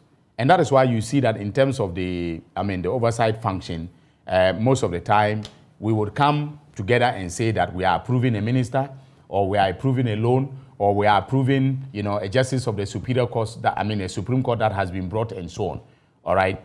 But then the parties usually will have their own positions, as I've said, and they will whip their people, in line to be able to stand behind that position. And sometimes you may have individual positions that are different from that of your party. All right, but you are acting in the collective interest of the party, and remember that it is on the ticket of that party. Could you say, for example, yes, and sorry, this is the area of my emphasis. Yes, but that is where I see also, and I can feed on the public sentiment, and I get disappointed. Flip the coin that the NDC wins in 2024. You form a government, and there is overwhelming public outcry that a particular minister must be sacked. The president doesn't do it. Then the NPP is in the minority. Then they decide that they will trigger impeachment. Right. Will you, as an individual, step out of the group and join the NPP, give them your vote and support to impeach such a person? That will depend on the circumstances, right? Now, remember that the executive branch of government, the president will have the full complement of information on that particular minister. Also remember that the parliamentarians, okay, whether from the minister's side of the House or from the minority side, will also have information about why that minister should continue or not continue in office. All right, and I think that it is that information that will inform my personal decision whether or not to go with, the crowd.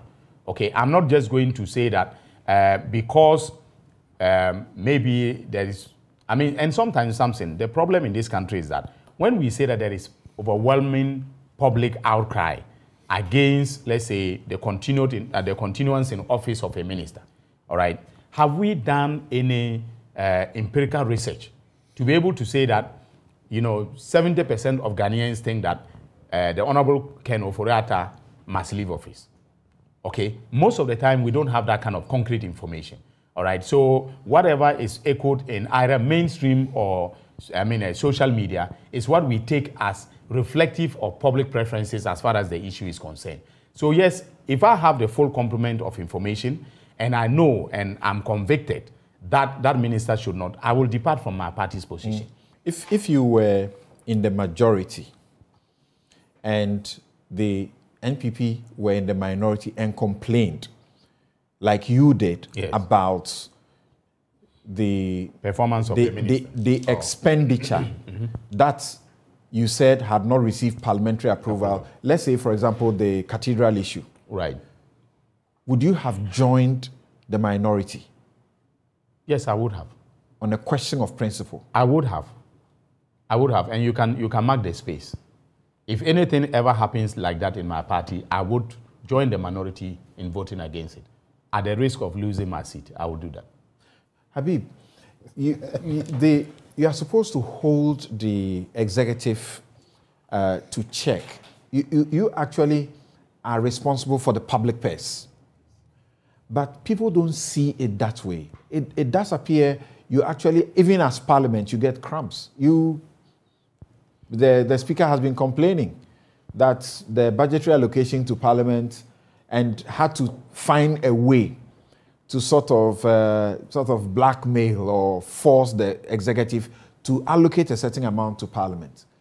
Yes, Samson, if you are going to assess parliament and the performance of members of parliament on this basis, you definitely fall short of the general picture. We go through a lot in parliament to be able to realize and support government on its policies and its programs. Like my senior brother was saying, if you look at how members of parliament go to parliament or gets to parliament become a problem. One, you are sponsored by a political party. The political party have a manifesto. So definitely if the political party is going to implement its manifesto, you cannot seem to say that you will not support it. And political parties also whip their members to toe in a certain direction. Recently, you saw that the NDC issued a statement to say that the ministers that have been replaced by the president, they should reject all of them. So it means that in this direction, whether the person is very intelligent, he's qualified, he is able to do, but because their political party is saying that no, they will say no to that, based on the reasons that they are given. But at the moment, if you look at the parliament... before that, your general secretary issued a statement and said, don't do this Kenoforiata thing. We are not going to have you do it. And you had to fall in line. Yes, what the statement our General Secretary raised, our issue was in respect to the fact that the minority had filed a motion of censure. And I have said it on your show before that it was a scam, the motion of censure, because you don't have the numbers to pass a motion of censure while filing. And do something in principle. Definitely, I make a statement. I disagree. Did you just say that the motion of censure was a scam? It was a scam because you don't have the numbers. Did you have the numbers? You don't have the numbers. Hope that the so debate, you see, you cannot rely on us. We are all in opposite side. And we have never said that we are going to cooperate with you on your motion of censure. I think you have to ask him. You have to ask him to withdraw the No, withdraw what? Did it go anywhere? It was not a scam. It was because we were convinced that bringing it to the floor, okay, we would be able to convince some of your members to join us to get the 2/3 majority required. No, how can you rely on an opposite party? But even if you don't get their support, you have made a statement on principle. Yes. And the Ghanaian people are aware that this is the statement you have made. That is so. So I think his interpretation, you should allow him to. No, but to say it's a scam, it's scandalous. Completely, because the point is that, the point is that you cannot rely on us. Why not? Why? Did we give you our buy-in? We didn't. Do you have the numbers to be able to pass a motion of censure? Does the minority have the number to pass a motion of censure? We did not have that So number. what is not because you don't have the number doesn't mean you shouldn't do what you are empowered by law to do, try to do. Samson, you see, the parliament that we are, it is clearly defined and political sizes and how things are being done. We had come earlier on, even though it is something that is not more there, we have abandoned it, to say that the finance minister, we wanted him out. But we know we don't have the number. If they don't support us, we cannot. That's why we didn't file any motion of censure and issue that statement. People do protest votes. So what they know they won't win, but they do protest votes. Yeah. But when we go for the elections, there are people who vote for minority people. They know they won't win, but they still want to vote to encourage them. That doesn't make it a scam. Samson, so let's stay on the substantive point. So the substantive point here is that I think that Ghanaians and the statement made by Professor Jampo giving us about 3/10 is rather unfortunate. He said 3.5 over 10. Yes. So it's rather unfortunate. People like him who are into the political science department should help create more awareness. He's done research and on these to subjects. Empower Parliament and be able to educate people. So if a person like his caliber is already telling, downgrading us, that's about F in terms of the 10%. It's rather unfortunate. This Parliament, especially under the Fourth Republic, but he has given you the basis for his grading. For 30 years, have done a lot. We have seen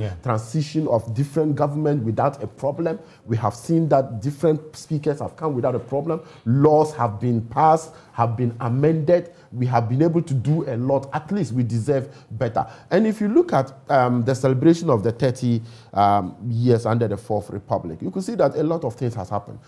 Time have changed. Now we have MPs now having our offices.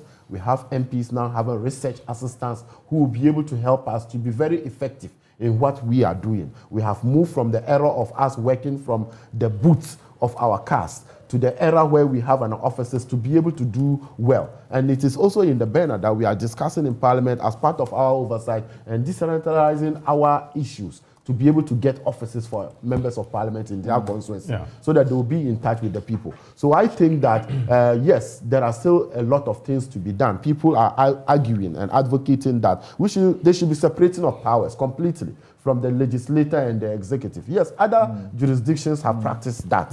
And I think that if you look at it, it has its own positive and negative in terms of separating it. I think the Third Republic attempted, it was separated. It was separated. Yes, in the Third Republic it was separated. Yeah. But you visit other countries too, and they have it. 100%, if to be a member of the executive, you must be a legislator. All right. And something we need to take a break here, but there was something Chairman Sir was saying, and I want you guys to give me, just a 30 seconds response to it. Okay.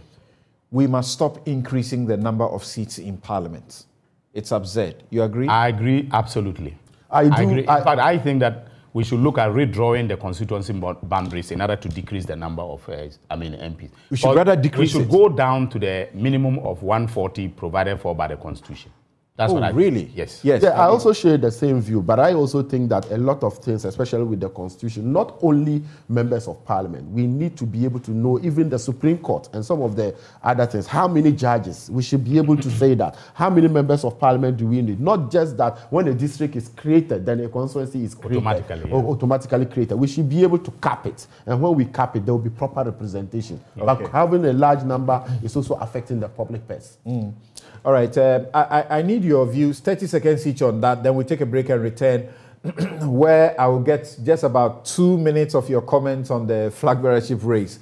Professor Osai Kwapong, should Parliament numbers end here or even reduce?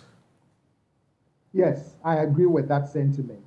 For my 20 seconds left, the thing I want to say about the performance of Parliament that the Deputy Majority Whip was responding to, I would strongly encourage him and other parliamentarians to reflect on this. So in 2005 Afrobarometer, 65% of Ghanaians approved the job performance of MPs. But you see a decline since then to only now just about 28% in 2022. So the question is, what is it that Parliament is not doing that is making Ghanaians begin to feel this way about that institution? That's such a fall. Yes, Professor Jampo, 30 seconds. We should stop this increasing, ballooning the numbers in Parliament, or we should even reduce it?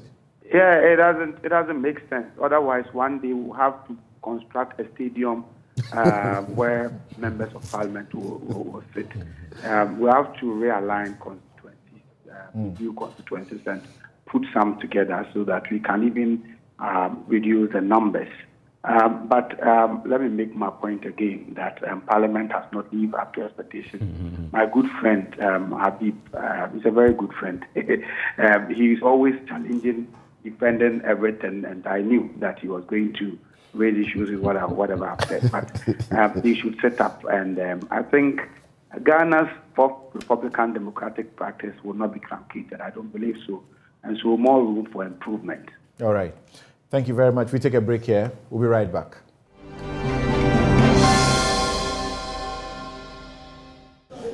contested have accepted. Yes. When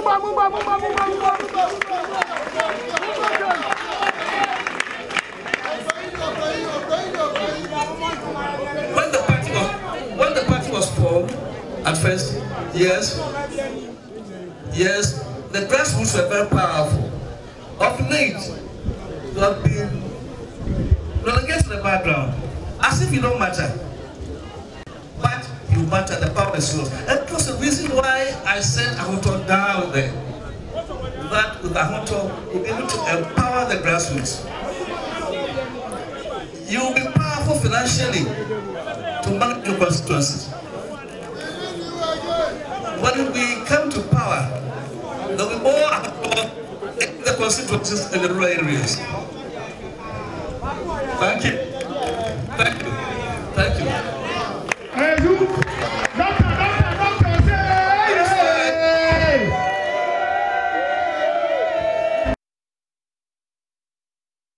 Right, so as you know by now, Dr. Kwabena Dufo has picked up a nomination form.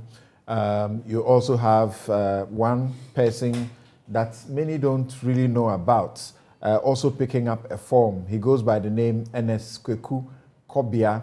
He says he's a businessman. And then Kojo Bonsu has also picked forms, and then former President Mahama also picked. But in the NDC, something is looking like a very unfair process. Almost all the MPs and even the party executives, anybody you ask will say, Mahama, forget the rest. Is that how to go about this? Well, Samson, we are in a democracy, and the NDC is the National Democratic Congress. So democracy is our middle name. In a democracy, people have free choices. They have freedom of choice with respect to, to who they vote for and so on. Those of us, and that includes myself, who think that John Mahama is the presumptive, flag bearer of the party, even at this stage, are not doing so out of a vacuum. All right, we are standing on solid ground. Okay, look at the man's track record. So he's the only former president now who has a track record. So even the rest, no, I'm talking about in the NDC. Okay. All right, so even the rest of the candidates, if they get the nod, okay, in the unlikely event that they get the nod, they are going to run on his record. Because, he and then Professor Mills, of course, but his immediate record is what they are going to run on. In fact, Kojo Bonsu made a statement the other day that he will run on the record of President Mahama. All right. So the man is alive. He's interested in running, and you want to run on his record instead of he himself. Second thing is that, something from the last primaries that were done, okay, it was very, very clear that the party rank and file, okay, love President Mahama to bits. Okay, I can tell you from my own constituency, okay, that the rest of them will probably not get up to 1% of the vote from our delegates. And I'm in touch with the delegates on a daily basis. And that is why we, the MPs who see... That's intimidating. No, it's not. It discourages those who are also coming in. No, but they are coming in to compete. We are just telling them the odds of they are winning the contest. All of them are qualified. I like Kwabena Dufo very much. It's just starting, so we'll make time for this. Yes, Habib. Yes, I think it's just a process our colleagues in the other party, NDC, have started. We wish them well. But I think that the 2 other or 3 others competing with former President Mahama is just to register their presence. I don't expect former President Mahama winning less than 95% of the vote. Oh, really? Yeah, I don't expect that. So even MPP we are within the NDC, he's popular, but he's going to be the easier candidate for Dr. Bawumia to beat. Oh, really? That's why you think. But he will not win nothing less than 95%. Okay. So wish him well. All right, Professor Akwapong, is the terrain fair in the NDC as you see it? Because even serving officers, the pronouncements you hear, The question of fairness, I think it's a question of political reality, right? Every political party would always have the establishment's favorite candidate. And over the last 1 to 2 years, I think we can all agree that the party establishment, definitely was going to back former President John Mahama. I don't like to make predictions, but on this one, my money is on former President John. I really don't see anyone being able to wrestle this from him going into 2024. I think that for example, someone like Dr. Kwabena Duffuor, perhaps this may be more of a stepping stone towards 2028 because, John Mahama would have. He's old. How can he be looking towards to 2028? Please say that again. Yeah? He's 88. He's over 80 years. He's 82 now. 82. Yes, but if he still has strength, good health, and life, then why not? But again, I don't see any of them beating former President John Mahama. I think even if you look at the last results from their primaries, like the deputy majority whip said, 95% minimal. Okay. Professor Jampo, we have just a minute to go. What do you want me to say? It will be easier for a fish to climb a tree than for any of the current contenders to be able to beat John Mahama. So what? Should they throw in the towel? I like that one, Prof. I don't. I mean, I've said it. I'm saying it will be easier for a fish to climb a tree than for any of the current contenders to beat John Mahama. So you are saying they are wasting their time? They should advise themselves. But even if he's the sole candidate, you have only one candidate, you still have your... He will have to be endorsed. He will have to be endorsed. Yes, by the delegates. Yeah. So there's no saving money if the other candidates say we are not going. There will be savings of money. How? Well, because the campaign will not be that. The campaign. Okay. All right. Thank you. Thank you all very much. Thank you all so very much. My guests today, this morning, have been Dr. John Osai Kwapong, Political Scientist, Democracy and Development Fellow, CDD Ghana, Professor Ransford Jampo, Professor of Political Science, University of Ghana, Habib Idris, who is MP Tolong and Deputy Majority Chief Whip, Dr. Dominic Ayine is MP for Boga East and former Deputy Attorney General and Minister for Justice. Earlier, we spoke to Professor Kenneth Ajuman Atefa, Executive Secretary of the National Identification Authority. This has been Newsfile, and as always, it is brought to you by the kindest sponsorship of Bank of Africa, strong as a group and close as a partner, MTN everywhere you go, Ashasi University, Robert & Sons Optical Services, My Way Insurance, and St. Thomas Eye Hospital. I'm Samson, Lardy, Anyenini. Have a good afternoon.